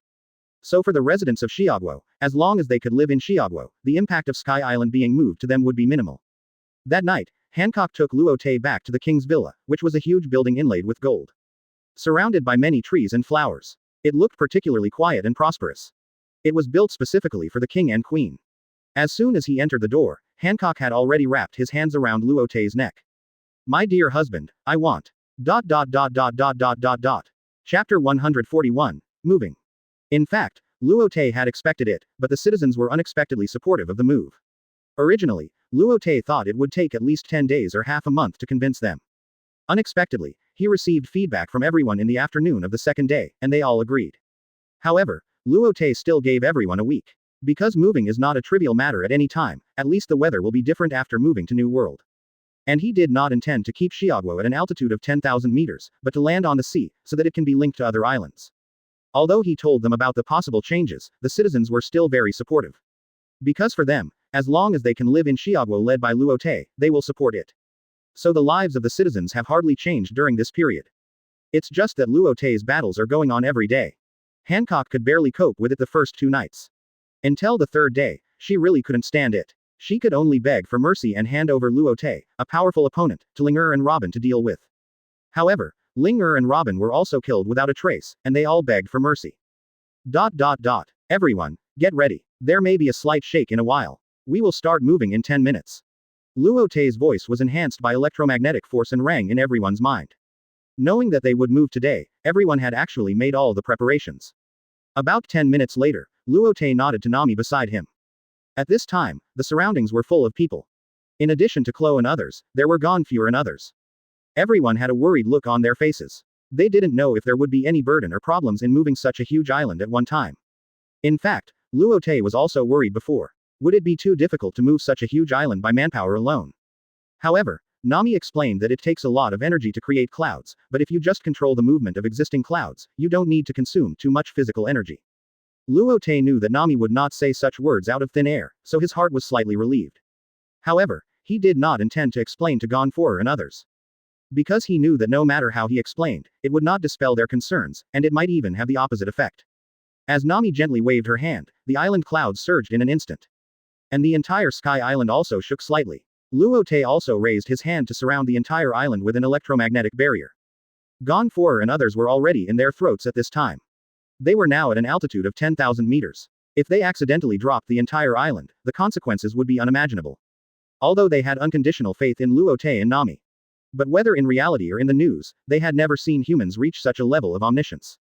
So it was inevitable to have doubts. However, those citizens were not worried at all. They had already worshipped King Luo Te to the point of blindly worshipping him. As Nami's ability was activated, the entire Sky Island began to move slowly forward. Some residents on the island had naturally noticed the movement of the island, but the starting speed was so slow that they hardly felt any discomfort. As the speed gradually increased, Sky Island was still steadily dragged by the island cloud. Seeing this, Gonful and Chief Shandia and others gradually put their hearts back into their stomachs.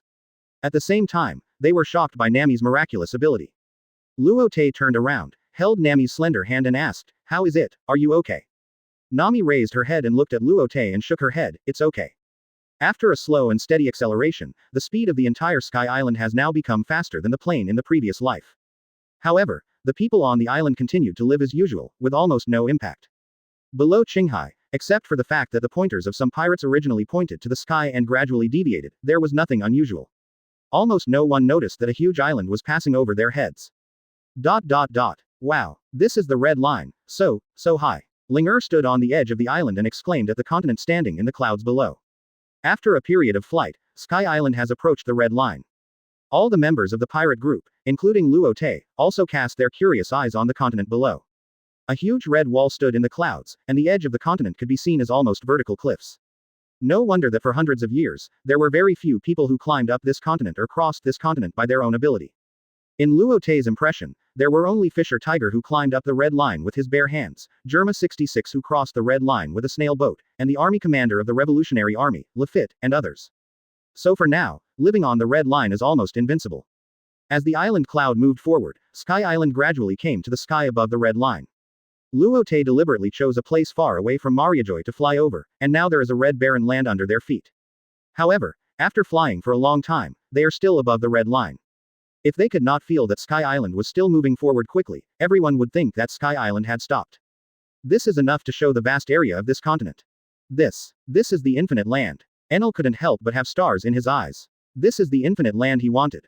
Even after reading the original book, Luo Te thought that the so-called red line was just a long land belt. Unexpectedly, when I saw this red line with my own eyes, it was so wide that I couldn't see the end at a glance. The width was even larger than that of the Sand Country. It is also worthy of the name of continent. Luo Te then remembered that there was a huge Noah's Ark on the Fishman Island. In the previous life, Noah's Ark was a large ship built by Noah under the instruction of God. God saw that human beings were degenerate and sinful, so he decided to use a flood to clean up the sins and create a peaceful world. Noah's family and many other animals survived the flood disaster because of this big ship. Combined with the divination of the Fishman Island Shiarli, Luo Te made a bold guess that the world will be submerged or sink to the bottom of the sea in the end. This depth is likely to be 10,000 meters. So only the red line, which is as high as 10,000 meters, will not be submerged, becoming the last pure land almost parallel to the sea surface. And judging from the current area of the red line, it can completely accommodate everyone in the world, and there is even room to spare. By then, there will not be so many islands. In addition to a few sky islands, there will only be this red line in the whole world. Shaking his head, he didn't plan to think too much. After all, when he came here, Oda had not finished updating. As for what this world will become, he still doesn't know, and can only take one step at a time. If there is really a flood, at least they have the ability to protect themselves in Shiagwo now. After successfully crossing the red line, Nami slowly lowered the height of Sky Island. Finally, this huge territory was successfully placed in the center of the 5 continents.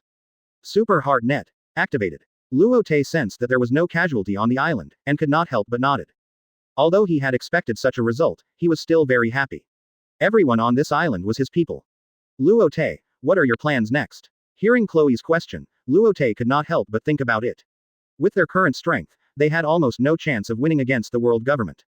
After thinking about it, he replied, I will go to the Moby Dick first after I settle down. Nani, Chapter 142, Meeting with the Whitebeard Pirates. After nearly a month of rest, Shiagwo has completely adapted to the weather and pace of life in the new world. During this month, Frankie and Nami, under Luo Te's instructions, used island clouds and steel to build several giant bridges between the 6 islands. On this day, Luo Te held a meeting in the conference room of Shangdora. Don't we have 5 islands outside Shiagwo now? I want to build each island into a base with specialized functions. Luo Te's words fell into the ears of everyone. They are also quite supportive of this, and they unconditionally support every decision of Luo Te. It's not because of Luo Te's majesty, but because every decision made by Luo Te is almost a miracle. They had doubted Luo Te's plan before. After all, Luo Te is much younger than them and has no experience as a leader. But due to Luo Te's strength and status, they can only execute. However, as Luo Te's decision was implemented, the results in return slapped their faces hard. In the first 1 or 2 times, they thought it was just a blind cat encountering a dead mouse. But one by one, seemingly unreasonable decisions eventually turned into fruitful results, and they had to accept it. They finally realized that every decision of Luo Te was ahead of the world, and the previous doubts were just self-indulgent. How can a sparrow know the ambition of a swan? So now that Luo Te said he wanted to establish branches on 5 islands, they also agreed with both hands. There was no doubt at all, and they didn't even ask the reason. Luo Te saw the eyes of the crowd and sighed helplessly. He also clearly felt the change in the mentality of the crowd. But this is not a good sign. After all, he is not a god, and it is impossible for him to make every decision perfect. There will definitely be some loopholes. But as far as the mentality of the crowd is concerned, almost no one can give him any constructive advice. He sighed, pointed to the map that had just been made a few days ago and began to plan, saying, this island is used as a guard island for the training and living base of the kingdom's army. This island is used as a research and invention base for the development of new technologies and high-end equipment manufacturing in Shiagwo. This island is used as an education base, and all primary schools, middle schools and colleges are moved there. This island is used as a health department, and various hospitals are built on it, while taking into account the research of medical technology. This island is used as a livelihood base to solve various problems encountered by citizens in their daily lives. After that, Luo Te established a series of departments such as the Intelligence Department. He also planned to move a few more islands to the periphery for the development of entertainment, tourism projects, etc. Hearing Luo Te's words, everyone's eyes lit up. They had never thought that they could do this. As long as they thought about it a little, they could also know that such an approach could provide more convenience for the country. At the same time, they were also looking forward to how strong and prosperous Shiagwo would become after this series of measures were implemented. Luo Te did this for better management, so he didn't have to do everything himself. Every part of the entire Shiagwa was handed over to professionals to manage. At the same time, it also ensures that the citizens can find someone to meet any needs, so that they will not be completely in the dark. Luo Te, what is our purpose in going to find Whitebeard? Kuro asked on the windbreaker. If they were going to fight Whitebeard, they would not have brought only a few of them. Luo Te's disciple Jin D Ace is the captain of the second squad of the Whitebeard pirates. So this speculation is self-defeating. Is it to form an alliance? This is possible. After all, it would be much easier to face the world government if there are some powerful allies. Luo Te looked at Kuro and smiled, and he guessed what Kuro was thinking from Kuro's expression. He said, I'm just going to see Ace, don't think too much. Enel, who was standing by, was completely depressed when he heard this. He thought there was going to be a fight. Who knew Luo Te was just going to visit a relative? His face was suddenly filled with boredom. Then why am I here? If I had known this, I wouldn't have come with Crocodile. However, Crocodile didn't argue with him as usual, and his expression was particularly deep. Seeing his expression, Enel was furious and felt that he was ignoring him. Hey, Crocodile, you've learned to act cool now, right? Crocodile looked up at Enel. I'm going to take Whitebeard's head next, you go play with others. What? Enel was about to start, and Luo Te quickly raised his hand to stop him. Hearing this, Luo Te understood that he was actually just planning to bring Crocodile this time, but Crocodile said he wanted to go along. It turned out that this was Crocodile's purpose. Luo Te recalled the time when Crocodile and Luffy came to Marineford in the original book. The first thing was to attack Whitebeard, but Luffy stopped them at that time. And the way Whitebeard looked at Crocodile at that time also indirectly proved that they did know each other before. In fact, Luo Te didn't know the grudge between Crocodile and Whitebeard. I remember that Luo Te Linlin also said last summer that she knew Crocodile's secret. But it was not mentioned in the original book, so he didn't know what the secret was. This time he went to visit the Whitebeard pirates, and he believed that Crocodile would definitely attack or challenge Whitebeard. Luo Te didn't intend to stop it, just as a friendly challenge, and believed that nothing would happen.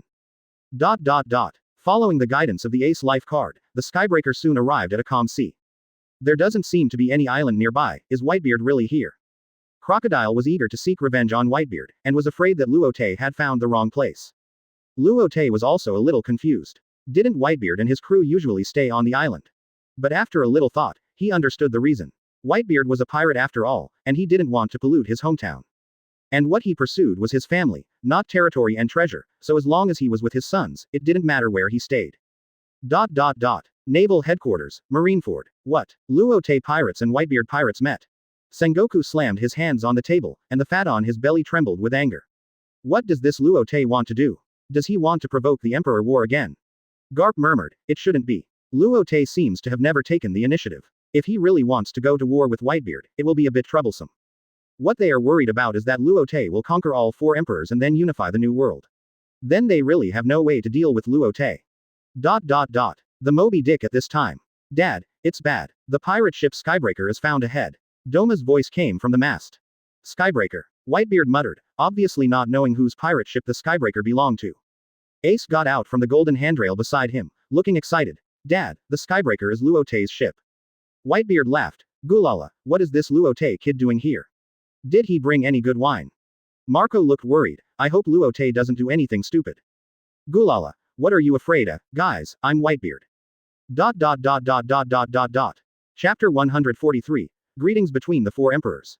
As the 2 ships gradually approached, they finally came together. The Skybreaker still looked a little small in front of the Moby Dick. After all, the Whitebeard pirates had many crew members, while the Luo Te pirates only had a dozen people. Even with many functional rooms, how could it possibly compare to the huge Whitebeard pirates? However, the Skybreaker was obviously better in terms of luxury. The members of the Whitebeard pirates did not look down on such a small and exquisite ship. They would pay enough attention to everyone. Quick, get ready to welcome the God Slayer Luo Te. The Whitebeard pirates immediately got busy. Although they had not come into contact with Luo Te, as 4 emperors, they still had to pay attention to it. On the Skybreaker, looking at the ladder that had been lowered, Crocodile asked, Luo Te, are the 4 of us going? Luo Te said, if you want to go, go ahead. It's nothing, just a friendly visit. Crocodile said, I will definitely go. Enel quickly added, then I will go too. Crocodile nodded. After all, Whitebeard is known as the strongest man in the world, and it's good to meet him. Then let's go. Luo Te said and went up the ladder first. When I just boarded the Moby Dick, I saw a huge chair placed under the mast behind the deck. A huge figure sat on the chair, and the crescent-shaped white beard was particularly eye-catching on his face. This person's identity is naturally Whitebeard Edward Newgate, the most recognized man in the pirate world. At this time, there were several nurses wearing leopard print skirts standing around Whitebeard. Luo Te remembered the scene of Shanks meeting Whitebeard in the original book, and planned to imitate Shanks' behavior. Since his conqueror's haki has reached the top level, he can imitate it without much trouble. With a sound, haki was released and some electromagnetic force was loaded at the same time. As Luo Te took a step forward, it was strengthened. For a moment, the hair of the Whitebeard pirates on the entire deck stood up and fell to the ground one after another. Gulp, gulp. The sound of swallowing saliva on the ship came one after another. At this moment, they actually had the illusion of meeting the red-haired Shanks. Ace sat on the railing next to the rudder with an excited look on his face. Until Luo Te was only 10 steps away from Whitebeard, Marco's voice came. Hey. Luo Te, what on earth do you want to do this? Luo Te shook his head slightly. I boarded the enemy ship, so I just came to say hello first. Marco instantly turned into a divine bird burning with blue flames and jumped in front of Luo Te.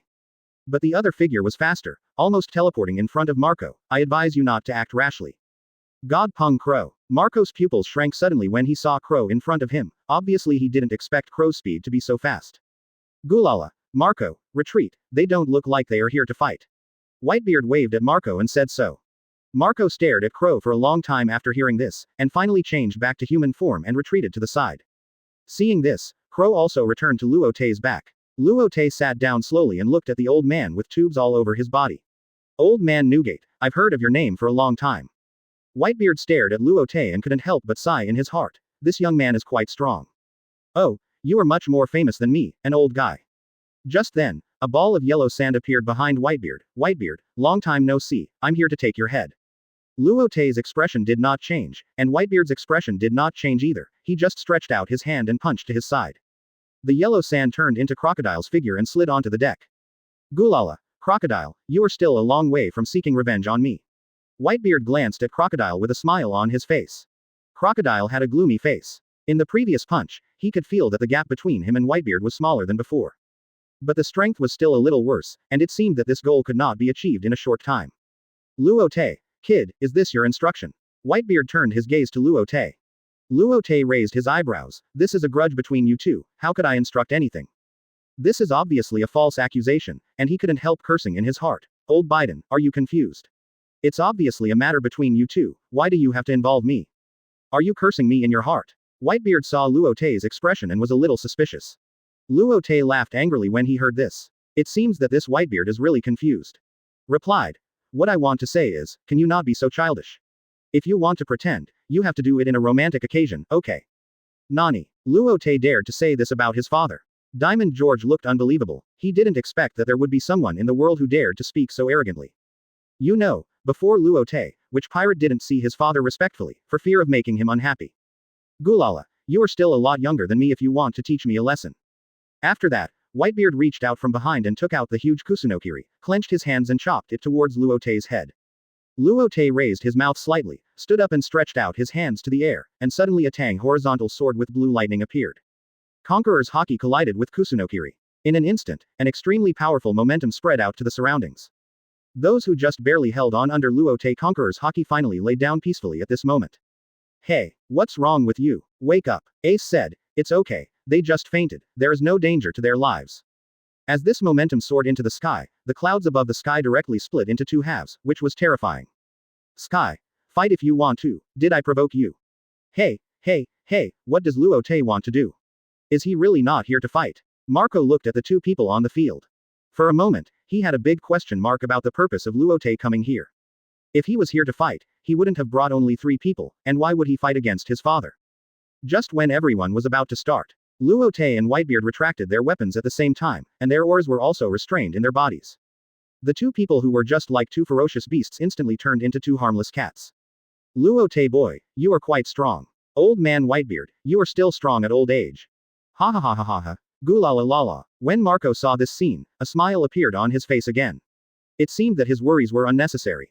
Whitebeard looked at Luo Te with unconcealed admiration in his eyes. Gulala lala. Luo Te boy, why did you come to us? Chapter 144. Ace challenges Luo Te. HP Slim Desktop S01PF 3003 HK Dian Now Dao Zhuang HP HK 5299 Hong Kong dollars D13 Die Intel Core i5 Chu Li Chi Wind. Luo Te did not answer immediately, but reached out and took out a huge wine gourd and a large wine glass from the system space. He filled the wine glass with wine, and then threw the wine gourd to Whitebeard. Whitebeard took the wine gourd and smelled it, then raised his head and took a big sip. I haven't tasted it before, this wine is very good. He was obviously quite satisfied with the wine. Luo Te also took a sip of the wine glass, then nodded with a smile. Of course, this is what I got from robbing celestial dragons. Gulala, is this the wine tribute to celestial dragons? It's really good, do you have any more? Give me some. Hearing Luo Te's answer, Whitebeard naturally would not miss this opportunity. He didn't believe that the wine given to celestial dragons by the attack was just this pot. He guessed that Luo Te must have hidden a lot of it privately. However, when he heard Whitebeard asking Luo Te for wine, Marco was the first to quit. Dad, don't you know your own health? You can't drink. As a ship doctor and son, he has reminded Whitebeard more than once not to drink. He knows that Whitebeard's physical condition is very bad, and alcohol is exactly what should be avoided. But every time he is not there, he secretly takes out the hidden wine to drink, and even other members of the ship tolerate and cover up. He didn't catch him on the spot, so there is nothing he can do. But this time he asked Luo Te to drink so blatantly in front of him, he would definitely not allow it. Marco, don't be like this, they say there is no disease that can't be solved by a pot of wine. If there is, then 2 pots. Marco rolled his eyes when he heard this. He didn't know where Whitebeard heard such a ridiculous language from. No, you just can't drink. Whitebeard snorted. Bakailu, we are pirates, so what's wrong with drinking a little? If a pirate can't even drink alcohol, what kind of pirate is it? I'm the ship's doctor. If I say you can't drink, you just can't drink.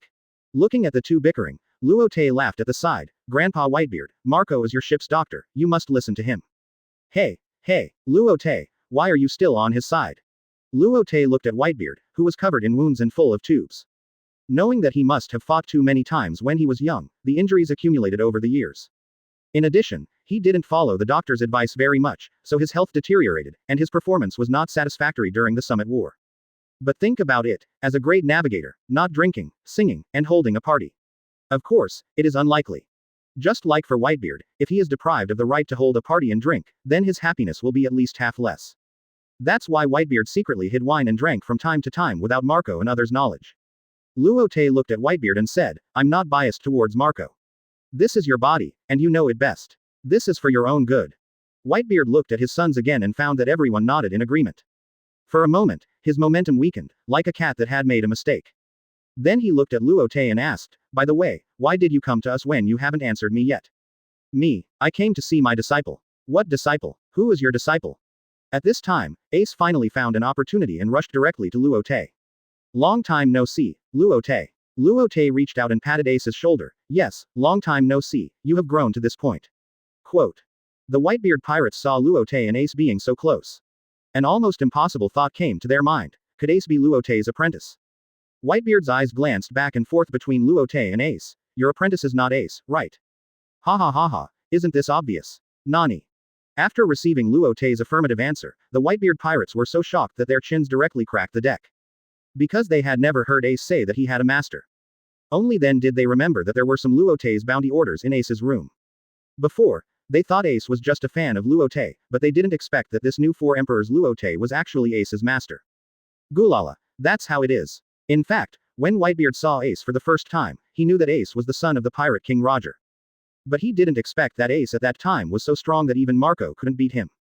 Even as Roger's son, he was gifted. But it was impossible for him to improve his strength to such a terrifying level by himself. It turned out that he had a master. But when he thought of this, Whitebeard couldn't help but frown again. This Luo Te didn't look much older than Ace. Why can not have such a strong strength and become Ace's master? He can only attribute Luo Te's youthful appearance to some special devil fruit or medicine. Although he had never heard of such a thing, of course, this was also related to his lack of attention to immortality and youth. At this moment, Ace's voice sounded. Luo Te, I want to challenge you. Luo Te smiled and nodded. Okay, let me see if you have neglected your training for so long. Ace and Luffy would occasionally find Luo Te to spar when adventuring with Luo Te. So Ace's behavior was naturally within his expectations. The members of the Whitebeard pirates also picked up melon seeds and started to eat them, looking like they were watching a show. As for the members who fell unconscious, they didn't care at all. Because they naturally knew that they were just fainting.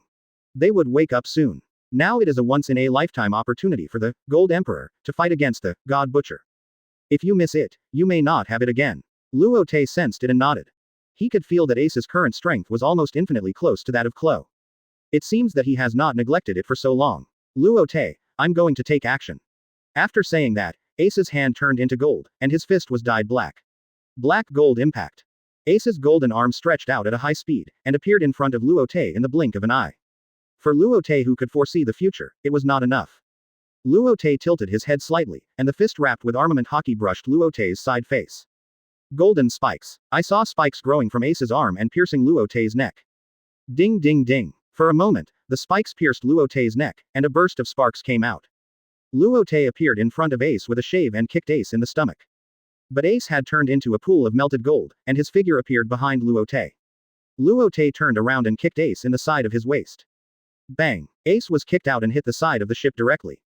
Luo Te appeared again at the position where Ace was about to land with a shave. But Ace changed his posture in the air, and his fists rained down on Luo Te. Bang! Bang! Bang! The two exchanged dozens of moves in a short time. ... Huff. Ace lay on the ground with a black face and bruised nose. Is it still a lot worse? After the previous battle, he knew that Luo Te must have let him win, and his strength was still unfathomable. Whitebeard smiled. Gulala, no match at all. Never mind. Sons, let's have the party. ... Chapter 145, Marshal D. Teach. Hey, Ace, you kept it a secret from us for so long. George punched Ace in the chest at the banquet and complained. Ace held a large piece of meat. Why did you keep it a secret for so long? George pointed at Luo Te, who was chatting with Whitebeard, and said, it's about Luo Te being your master. Hearing this, Ace raised his head. Who is his disciple? He's just a guy who likes to act cool. Although Ace's tone was full of disdain, his expression was quite proud. Obviously, he was still full of gratitude for Luo Te, and he also agreed with this master. George looked at Ace's expression and naturally knew that Ace was just being stubborn. As that's so, if you can become a disciple of such a strong man, you should be very happy. Ace spat when he heard this. Happiness is bullshit, you don't treat people as human beings. He recalled that time again. He and Luffy were either beaten or on the way to be beaten almost every day. They couldn't beat Luo Te and could only vent their anger on those pirates. I remember Luo Te once said, are you all pig brains? You don't know how to adapt. Since haki can be wrapped around your hands, why can't you concentrate the haki of your whole body in one place? And the two of them still spent half a month to learn it. Luo Te was so angry that he turned into a Zon person and scolded the two of them. He and Luffy wanted to find Luo Te to argue, but they were beaten up again. It happened that they met Krieg, who claimed to be the strongest man in East Blue. So they released all the accumulated resentment. Krieg was miserable. He was beaten over and over by the two of them, and in the end he could hardly see any human appearance. And such things happened almost every day. But now it seems that although that period of time was full of bruises, it was one of the few fulfilling times for them. George looked at Ace, who looked happy, and said, you seem to miss it a lot. Ace's face turned red when he heard this, and he was a little ashamed and angry. Damn it, I didn't. But before he finished speaking, he fell into the barbecue in front of him, and his nose was bubbling. Z's. You guy, you did it again. George laughed and punched him. If I didn't know that he would do this often, I would be scared. I remember that at the banquet to celebrate Ace's arrival on the ship, he fell into the plate while eating, which scared everyone on the ship. I didn't feel relieved until I knew that Ace was just asleep. Luo Te saw Ace like this and smiled. In the original book, Ace also appeared once on Buggy's ship, and almost scared Buggy and others to death. But he was very calm, because Ace often did this in the more than 1 year at sea, and he was used to it. Gulala, it's scary, isn't it? The first time I saw this was on Roger. Whitebeard responded. It was the first collective banquet after the battle between the two pirate groups. He thought he had shaken Roger's head. Rayleigh told him that Roger was often like this. Whitebeard sighed. I didn't expect Ace to have inherited this. It's really amazing. Luo Te raised his eyebrows when he heard this. He didn't expect that the Pirate King Roger was also like this. He remembered that Roger was suffering from a terminal illness. Could this problem of falling asleep while eating also be related to that terminal illness? He stared at Ace and thought for a while. The original book did not mention what the terminal illness Roger was suffering from was. Could this be the early symptom? Whether in his previous life or now, he knew nothing about medicine, so he didn't know what this was about. Whitebeard seemed to see Luo Te's worries. He said, do you suspect that this is related to the savings certificate that Roger changed? Luo Te did not hide it, but nodded. Whitebeard took a sip of wine and said, I asked Marco, and he didn't find any abnormality in Ace. I think this should be a unique kind of, how to say it, it should be a habit. That's good. He believed that as Whitebeard's ship doctor, Marco's medical skills would definitely not be much worse than Roger's ship doctor Crocus. Crocus could see Roger's terminal illness, and Marco could naturally identify it. Since Marco said that there was nothing wrong, then Ace should really be fine, and this could really be a habit of their family. Without thinking too much, Luo Te continued to clink glasses with Whitebeard and drink. At this time, a busy figure shuttled through the banquet, attracting Luo Te's attention. This man was a middle-aged man with a rough appearance, thick hair and a burly figure. Unlike his rough appearance, his behavior at this time was quite gentle, just like a waiter in a restaurant, diligently pouring wine and serving food for everyone. Captain Vista, come, I'll pour you a glass of wine. He took the wine glass from Vista's hand and filled it up with the bottle. Ha ha ha, Teach, you drink too, you don't have to pour us a glass of wine, we can do it ourselves. Vista looked at Teach with a smile on his face and responded like this. This man was naturally Marshal D. Teach, a member of the second team, a huge conspirator. Luo Te stared at the man carefully, as if he was a lion majesty hiding in a dark corner, just waiting for the appearance of prey and a fatal blow. But on the surface, Teach is indeed a kind person on the Whitebeard pirate ship. He knew that Teach did not have a strong sense of belonging to the Whitebeard pirates. Teach joined the Whitebeard pirates just for the legendary strongest devil fruit, the dark fruit. Because the Whitebeard pirates were strong, staying in them would give him the greatest chance of getting the dark fruit. In order to gain everyone's trust, he also played the role of a good guy, and this move did win everyone's favor.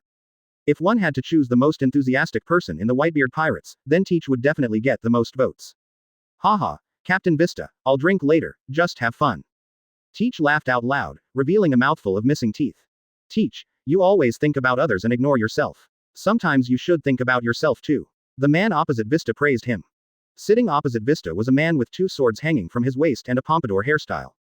Naturally, it was the captain of the 4th Division of the Whitebeard Pirates, Thatch, who also conquered the New World Decalbans in the original work and found the dark fruit.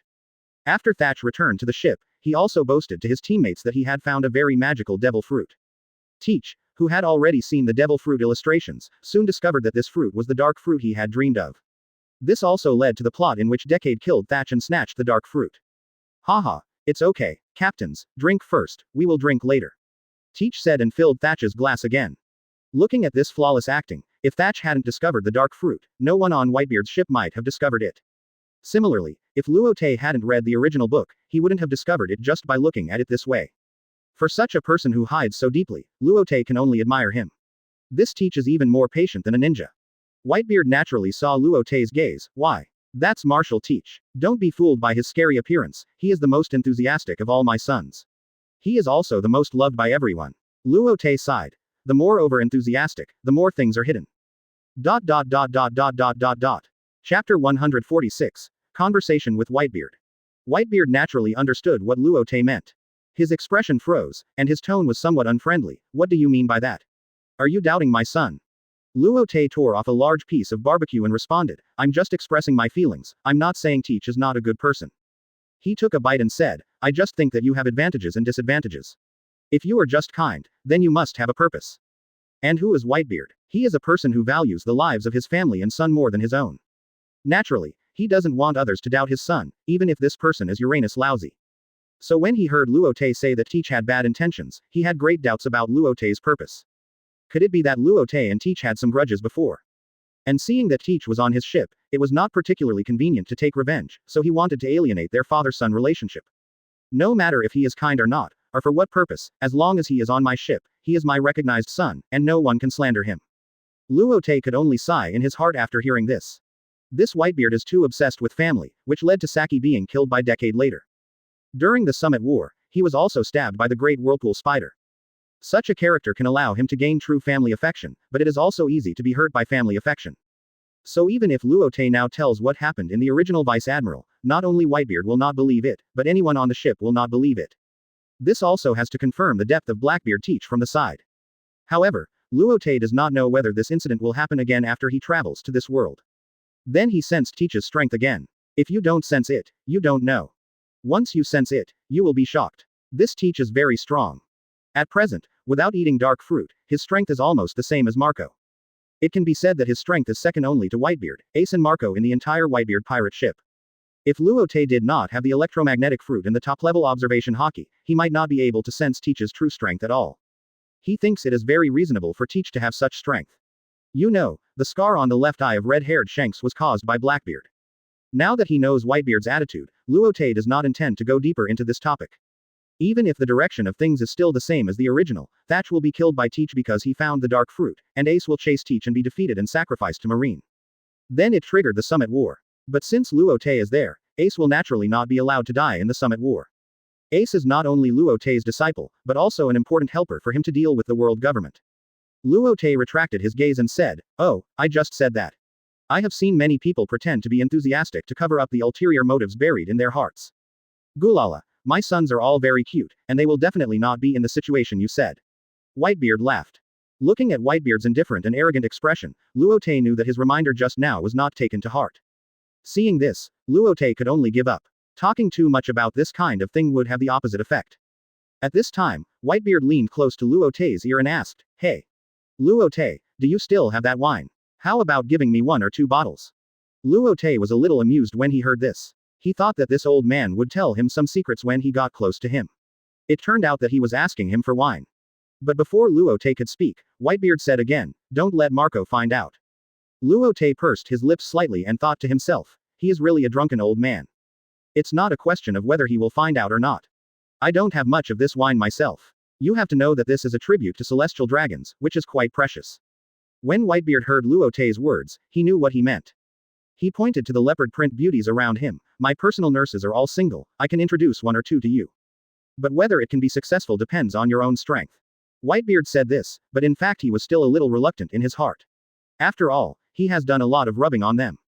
Luo Te looked at the leopard print beauties around Whitebeard, and saw that each of them was as pure and moving as a lotus flower emerging from the water, and their figures were also graceful. Shin Chunin couldn't help but guess. Could it be that this old man is also a pervert, and likes to eat young grass? However, when these women saw Luo Te's eyes, they all blushed. I think as long as Luo Te asked, they would definitely not refuse. He didn't know why Whitebeard proposed such a condition. Could it be that the rumor that he loves beautiful women and is a Lolita control has reached Whitebeard's ears? I don't know who spread this rumor first, but it made people all over the world believe that he, the bloodthirsty demon, Shen Tu, is a Lolita control. Although the information dissemination in the pirate world is not as developed and fast as in the previous life, this rumor has really spread throughout the pirate world. Hey, old man Whitebeard, you don't really think that I like beautiful women and love Lolita like the rumors say, do you? Whitebeard looked at Luo Te in a serious manner, and the meaning of his eyes was self-evident. Aren't you Luo Te such a person? Luo Te shook his head helplessly, of course not. That's just a rumor, so don't expect to exchange my wine with beautiful women. Whitebeard was stunned. Why do I see that you and the beauties on your ship seem to have a special relationship? Luo Te could only cough awkwardly a few times after hearing this. Cough, cough, cough, don't worry about it. You have to know that this is a tribute to celestial dragons. It is very precious. Then he held the wine glass and shook it gently, and in the whole world, there are only a handful of wines that taste better than it. Whitebeard lowered his head. Hey, don't play dumb with me here, just tell me what you want, as long as I can do it, I will definitely agree. Luo Te looked at the giant in front of him with an incredible face.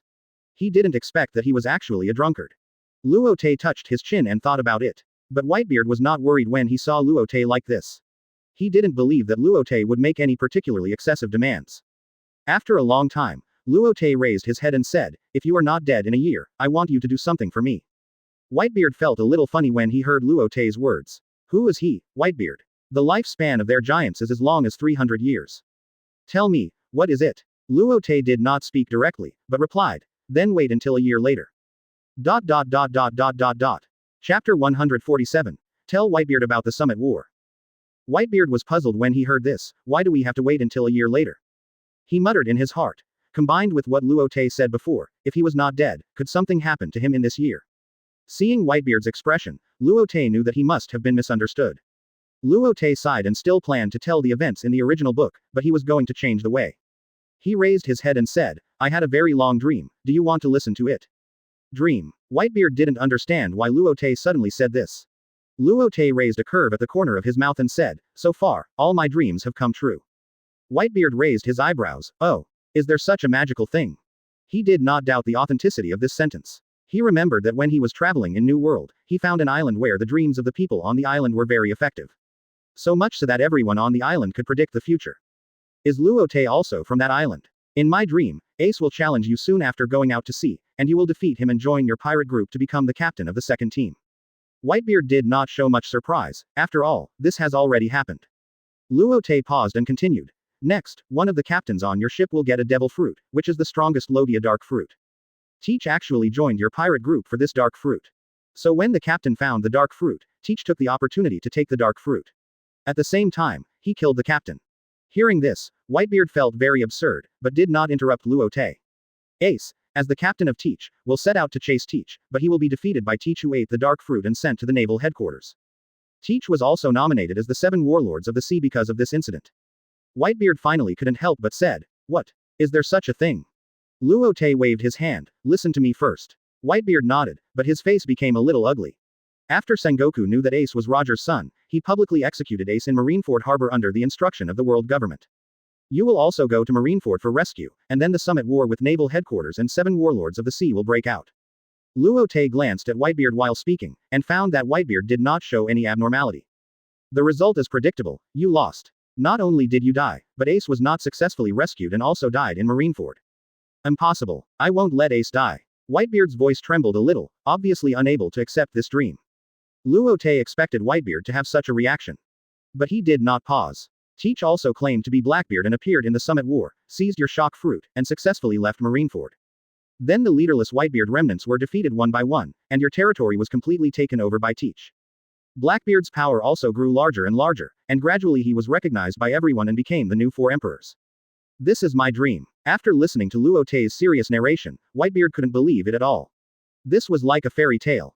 Luo Te knew that it was not easy to make Whitebeard believe. He said helplessly, "I just told the truth of my dream. As for whether it will become a reality, even I don't know. So just think of it as a story I told you." Whitebeard no longer dwelled on Luo Te's dream, but replied, "Okay. I promise you, but you can't let me do anything that hurts my son or betrays me." Luo Te nodded, "Of course. I believe you also want to do what I do." Hearing this, Whitebeard couldn't help but become curious. What kind of thing is it? You need my help. Can't you do it with your own strength? Do you want to? Whitebeard pointed to the blue sky above. Luo Te sneered, "I can't tell you now." The more Luo Te said this, the more likely Whitebeard felt that his guess was. Gulala. If that's the case, you have to think it through.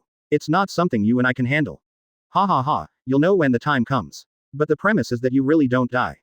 Whitebeard raised his eyebrows. Who am I? I'm Whitebeard. Everyone was happy to see Luo Te and Whitebeard talking happily.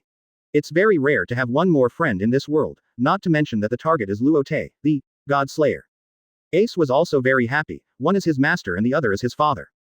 Before, he was worried that the two would fight when they met, but now it seems that such worries are unnecessary. Crocodile sat aside with a gloomy look, obviously still a little bit upset about what happened just now. Enel came to Crocodile with a glass of wine and said, "Hey, what's wrong with our sand god? This is not like you." The tone was particularly weird. Crocodile was furious when he heard this, but he didn't spray Enel as usual. At this moment, he suddenly felt that Enel had become very childish. Enel tilted his head and whispered in Crocodile's ear, "You can't beat Whitebeard, how about I help you?" Crocodile's eyes narrowed. "Whitebeard's head is mine." "Yeah ha ha ha, then you wait and see, I will definitely get Whitebeard's head before you. I am the god of thunder." Enel looked arrogant, he seemed to be so indifferent all the time. After 3 rounds of drinking, Luo Te stood up and said goodbye.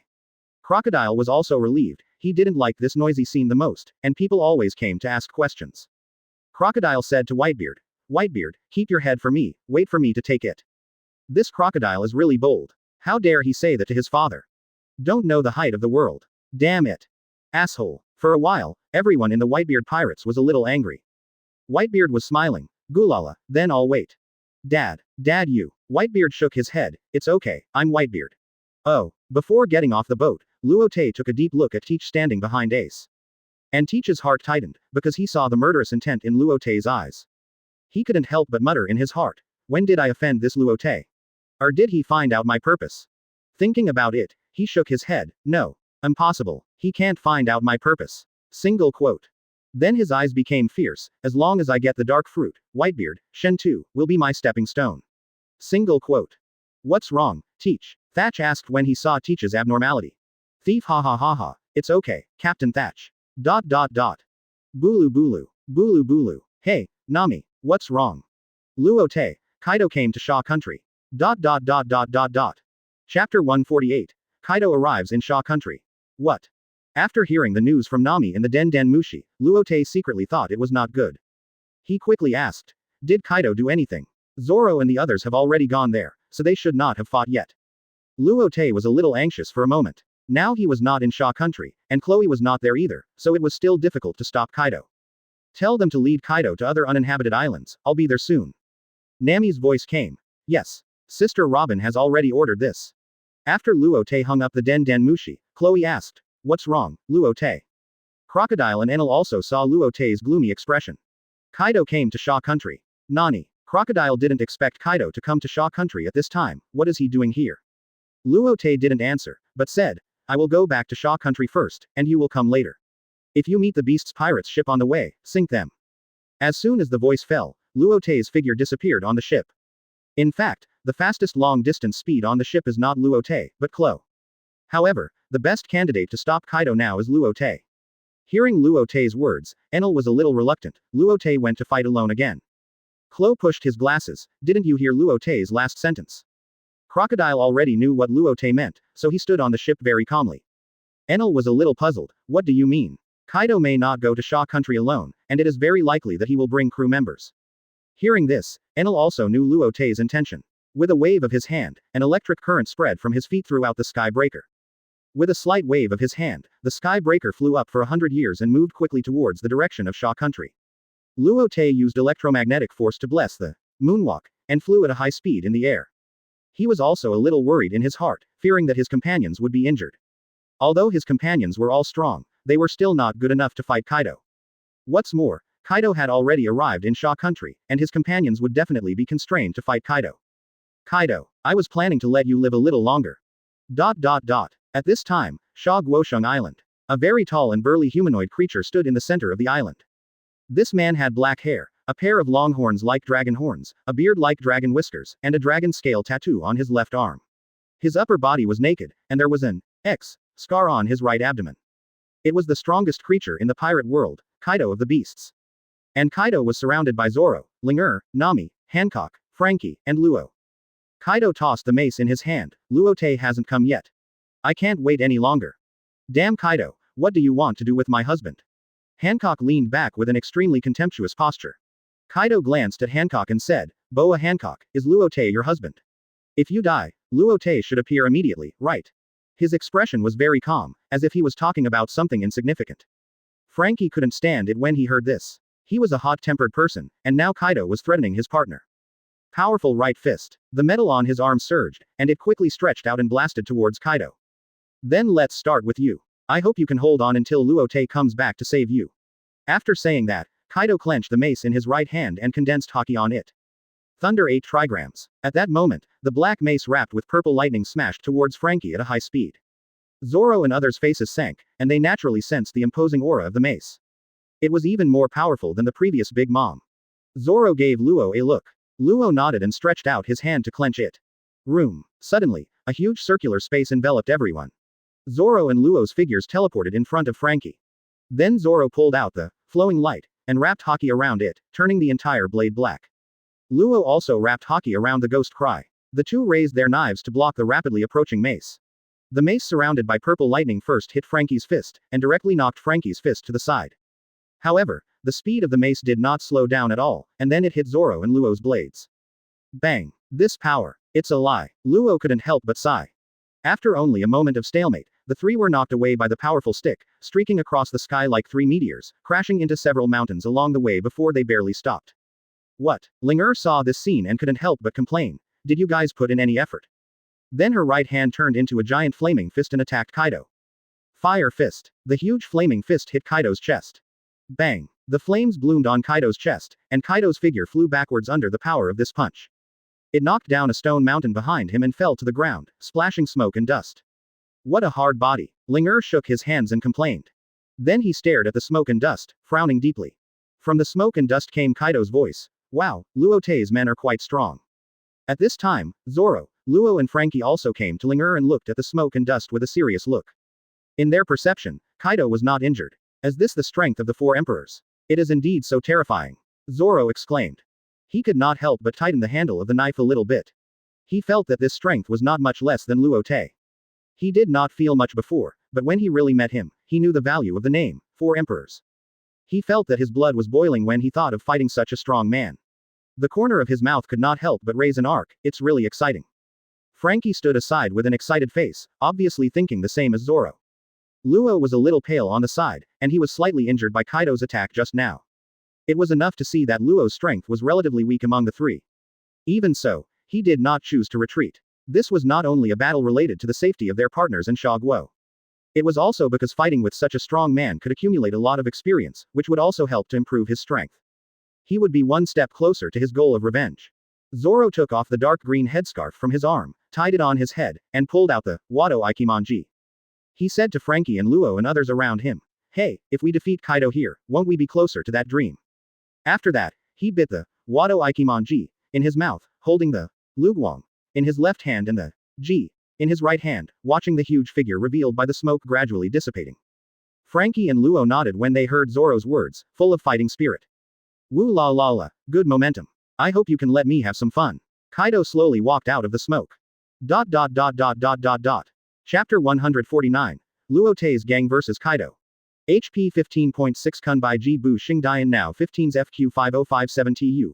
HP HK 5,499 Hong Kong dollars D12 Die Intel Core i5 Chu Li Chi Windows. How many years has it been? Kaido has always challenged others, and no pirate dared to challenge him. He likes to challenge the strong the most. As a pirate, he has been defeated 7 times, challenged Marine and 4 emperors alone, and was arrested 18 times. He has been tortured thousands of times and sentenced to death 40 times. However, with his top physique, even if he is hanged, he will break the chain. He will also smash the guillotine on the guillotine if he is taken to the guillotine. If you attack him with a spear, it will only be the spear that will be smashed in the end, not his body.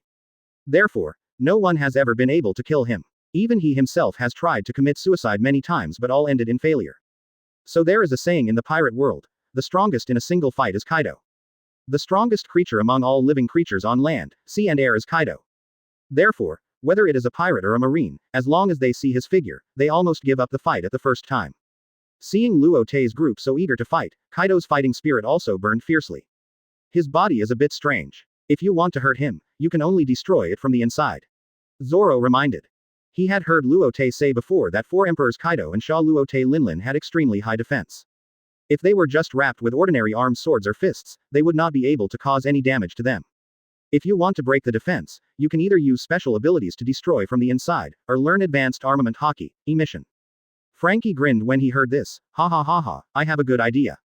After that, he appeared in front of Kaido with a teleportation. Electromagnetic shock. He stretched out his hand and pressed it on Kaido's chest. In just a moment, Kaido trembled all over and fell to the ground. What did Frankie do? Linger looked at Frankie in surprise. He had never seen Frankie have such a move before. In fact, Frankie's move was completely inspired by Luo Te's electromagnetic fruit ability, and it was a means of attack built with technology. It is a means of directly attacking the internal organs by sending high-frequency electromagnetic waves through the palm of the hand. If the defense is not high enough, the internal organs can even be burned directly. Damn cyborg. Kaido waved his hand and punched Frankie away. Frankie! Zoro shouted. He was just happy that Frankie's attack worked, but he was smashed away and didn't know whether he was dead or alive for a while. However, he used observation haki to sense it slightly and found that Frankie was just a little embarrassed, but he didn't suffer much injury. Cough cough cough. Kaido touched his charred chest and slowly stood up. With every cough, a trace of blood flowed from the corner of his mouth. Obviously, he was seriously injured in Frankie's move. Luo knew that if he wanted to defeat an opponent like Kaido, he couldn't let him have any breathing opportunities. He bent down, picked up a stone on the ground, and flicked his finger at Kaido.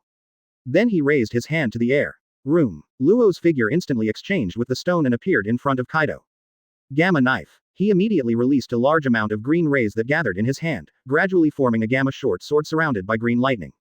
Holding the handle of the knife, he stabbed it into Kaido's chest. In an instant, a large amount of gamma rays penetrated Kaido's skin and entered his body, destroying the inside crazily. Kaido, who had just stood up, knelt down again this time.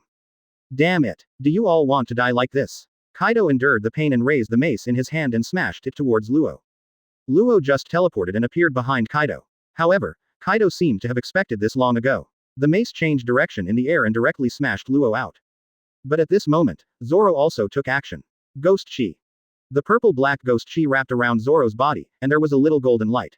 For a moment, Zoro turned into a strange state with 3 heads and 6 arms. Ashura's figure loomed behind Zoro. 9-sword style Ashura draws the sword. Zoro immediately spun on the spot and appeared behind Kaido like a stream of light. Several huge wounds appeared on Kaido's chest, and blood spurted out crazily. Zoro turned around and looked at Kaido, who was still standing there. Shocked, he said, "How could it be?" He felt that his attack must have broken Kaido's defense and injured his internal organs. And this was already his strongest attack move. In addition, Luo and Frankie also injured his internal organs before, but he didn't expect Kaido to still stand. Ding dong. Hidao Ikimonji fell from his mouth, and then Zoro knelt weakly on the ground. Ling and Nami looked at each other. Flame whip. White snake coil. Ling turned his arm into flames. Nami turned his arm into white clouds. Attack Kaido at the same time. The white cloud and the flames intertwined in the air, forming a huge spiral shape, and rushed towards Kaido at a high speed. As the combination of flames and white clouds hit his chest, Kaido finally fell to the ground slowly under this attack. But before Ling and Nami could be happy, Kaido had already stood up quickly, transformed into a human beast state, holding the mace in both hands. Red and black lightning filled it. Roaring thunder 8 trigrams. Ling and Nami had just reacted when the mace came into close contact with their bodies. With a bang, the two were smashed away. Nani. Hancock was a little surprised to see this scene. He didn't expect Kaido to be so powerful after so many attacks. And he was so big, but he was so fast. Damn it, how dare you hurt my sister. Hancock saw this scene and rushed towards Kaido. When she was about to get close to Kaido, she stepped on the ground with both legs and jumped directly into the air. Retract her right leg. Then he shouted. Big perfume femur. Bang. The high heels wrapped with haki came into close contact with Kaido's chest. Kaido immediately stepped back more than 10 steps, and couldn't help but spurt out a mouthful of blood. What a hard body. Hancock felt that he was not kicking a person, but rather a piece of heavy steel. Kaido stabilized his body slightly, covered his chest, and stared at Hancock. Boa Hancock, you still have some strength, but you are far from defeating me like this. After saying that, he jumped into the air and spun the mace. Conqueror's haki was still wrapped around it. Falling third indigo. Then he smashed it towards Hancock. But this move was blocked by something before it hit Hancock. Dare to attack my partner and wife. Do you want to die? Kaido. As this voice sounded, Kaido was bounced back several steps. He stared at the figure holding Hancock, and the corners of his mouth curled up. You are finally here, Luo Te. Chapter 150. Kaido vs Luo Te. Hancock looked at Luo Te's face, her pretty face blushed. Husband, you are finally here. Luo Te nodded, stretched out her hand and rubbed Hancock's head, but her face was not very good. Super Heart Net. Activated. He sensed it and found that his companions were now in various places on the island. He held Hancock and appeared beside Luo with an electromagnetic teleportation. Luo was now sitting on the ground with blood all over his body, obviously seriously injured. But he looked at the figure in front of him and smiled. Captain, you are finally here. After that, he activated the Op Fruit ability and gathered everyone together. Luo Te looked at his companions in front of him. Everyone was more or less injured, but fortunately, there was no danger of life. Combined with the injury Kaido had just suffered, he had a higher opinion of his companion's strength for a while. Thank you for your hard work. Leave it to me next. When everyone saw Luo Te appear, they all breathed a sigh of relief. Originally, they thought they could defeat Kaido with their own strength. But now it seems that they still underestimated this strongest creature on land, sea and air. Although Kaido was bleeding, it did not cause any substantial damage. Instead, each of them was injured, and their combat effectiveness dropped by more than 50%. If Luo Te had not come, they might have been able to stop Kaido, but Shaw would also suffer. Fortunately, they confined the battlefield to this uninhabited deserted island and did not let the war spread to Shaw. It was also a great achievement. Nodding to Luo Te's figure disappeared on the spot. Looking at the huge minotaur in front of him, Luo Te couldn't help but secretly click his tongue. This physique is even better than his. After the successive attacks of his companions, his momentum at this moment did not fall much. Kaido, are you ready to die? Originally, killing Kaido was a step in Luo Te's plan. After all, Kaido was the biggest uncertain factor in the realization of his dream. Moreover, with this person's character, he could not let him exist in this world. Kaido looked at Luo Te in front of him, and his surprise was even greater. He thought that the photos in the newspaper and the wanted poster were just photos of Luo Te when he was young, but he didn't expect that Luo Te was really so young. And he could vaguely feel that Luo Te's aura was very strong at this time, just like a dormant lion. For a moment, he couldn't help but get excited. That was the desire for fighting. He was either fighting or on the way to fight in his life. He never feared challenges and never backed down. This made him so powerful. Luo Te, I hope your strength is as big as your tone. After saying that, he condensed Conqueror's haki and armament haki on the mace at the same time, kicked the ground with his legs, and rushed towards Luo Te quickly. Thunder 8 trigrams. Although he was not ashamed of Kaido's character and behavior. But for Kaido's strength, Luo Te still recognized it. He also condensed Conqueror's haki and armament haki on his right fist and rushed towards Kaido. In just a moment, the mace with red and black lightning and the fist with purple and black lightning collided with each other. Suddenly, a very strong shock wave spread out in all directions, and the ground where the two stood also broke apart, and huge stones floated into the air. This shock wave directly flattened the surrounding mountains. The momentum soared into the sky, and it actually split the sky in half. Kaido's face was filled with a long-lost smile, which was the joy of meeting a real opponent.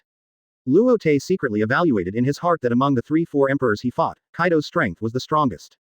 He deserved to be called the strongest creature on land, sea and air. He believed that even the young Whitebeard would not dare to claim that he could beat Kaido. As the two took back haki, Luo Te retreated 4 steps, while Kaido retreated 10 steps. Kaido couldn't help laughing. Woo lo lo lo, it's really powerful. He remembered that this was the second time he had such a bad situation. The first time was when he faced the red-haired Shanks. But that time Shanks only retreated 2 steps less than him. He didn't expect that the extremely young Luo Te in front of him would make him retreat so much. However, Luo Te frowned. Obviously, Kaido's strength has far exceeded his expectations. Although he had not had time to eat the senzu beans after a long journey, his strength had actually been somewhat consumed. But Kaido was also injured by the continuous attacks of his companions. Even so, Kaido actually made him retreat several steps. This made him have to re-examine Kaido. Kaido had long been listed as an enemy by him, but he appeared a little earlier. Since he had appeared in his territory, he would definitely not let him leave. Then he appeared in front of Kaido with an electromagnetic instant body. He wrapped the electromagnetic force and armament haki emission on his hand knife and chopped directly at Kaido's neck. Kaido didn't expect Luo Te's speed to be so fast, and he could only tilt his head to the right in a panic. Although the knife didn't cut off Kaido's head, it cut off half of the horn on Kaido's head. Before Kaido could react, Luo Te turned in the air and condensed Conqueror's haki on his right foot. He fell down and hit Kaido's head. Bang! Kaido was also smashed into the ground. Just as Luo Te was preparing for the next attack, Kaido rolled to the side and stood up again. Blood flowed from the top of his head, dyeing his entire face blood red, looking extremely scary. He held the mace tightly with both hands and wrapped Conqueror's haki around it. He attacked Luo Te directly. Great Power Thunder 8 trigrams. This attack was extremely fast. Luo Te could only hurriedly raise his foot to condense haki on his flip-flops and fight with the mace. For a moment, a huge mushroom cloud exploded where the two attacked. The uninhabited island, which was already shaky, was split into 2 halves at this moment, and the seawater surged up from the crack in the middle. Both of them flew back several hundred meters. However, Luo Te used electromagnetic teleportation in the air to approach Kaido, who had not yet landed. He stretched out his hand and grasped it in the air, and a blue-purple tang horizontal sword appeared in his hand. Draw the sword and cut. This was the only sword technique he had learned from observing Zoro's sword skills countless times. The purple electromagnetic knife lit up an arc in the air and passed across Kaido's back. Suddenly, a huge wound spread from Kaido's left shoulder to his right hip, and blood gushed out of the wound. However, Kaido was really thick-skinned and didn't care about the crazy bleeding wound at all. He turned around in the air, holding the mace tightly in both hands and attacked Luo Te again. Luo Te's eyes condensed, and he sighed that they were worthy of being 4 emperors, and each of them was not a fuel-saving lamp. This time he did not choose to fight, but disappeared in an electromagnetic instant, and Kaido's attack landed on the ground where he had just stood. Just like a bullet hitting tofu, Kaido's attack directly caused a huge hole in the island. Luo Te stood dozens of meters in front of Kaido, breathing a little hurriedly. Of course, Kaido was even more miserable. At this time, he was covered with wounds, leaning on the mace in his right hand, half kneeling on the ground. Blood kept dripping from his body, directly dyeing the ground red. He looked up at Luo Te, his eyes full of ferociousness. He asked for death, not that he was not afraid of death. He felt the threat of death from Luo Te at this moment. At this moment, a voice sounded from the horizon. Mom, Luo Te, die for me. ...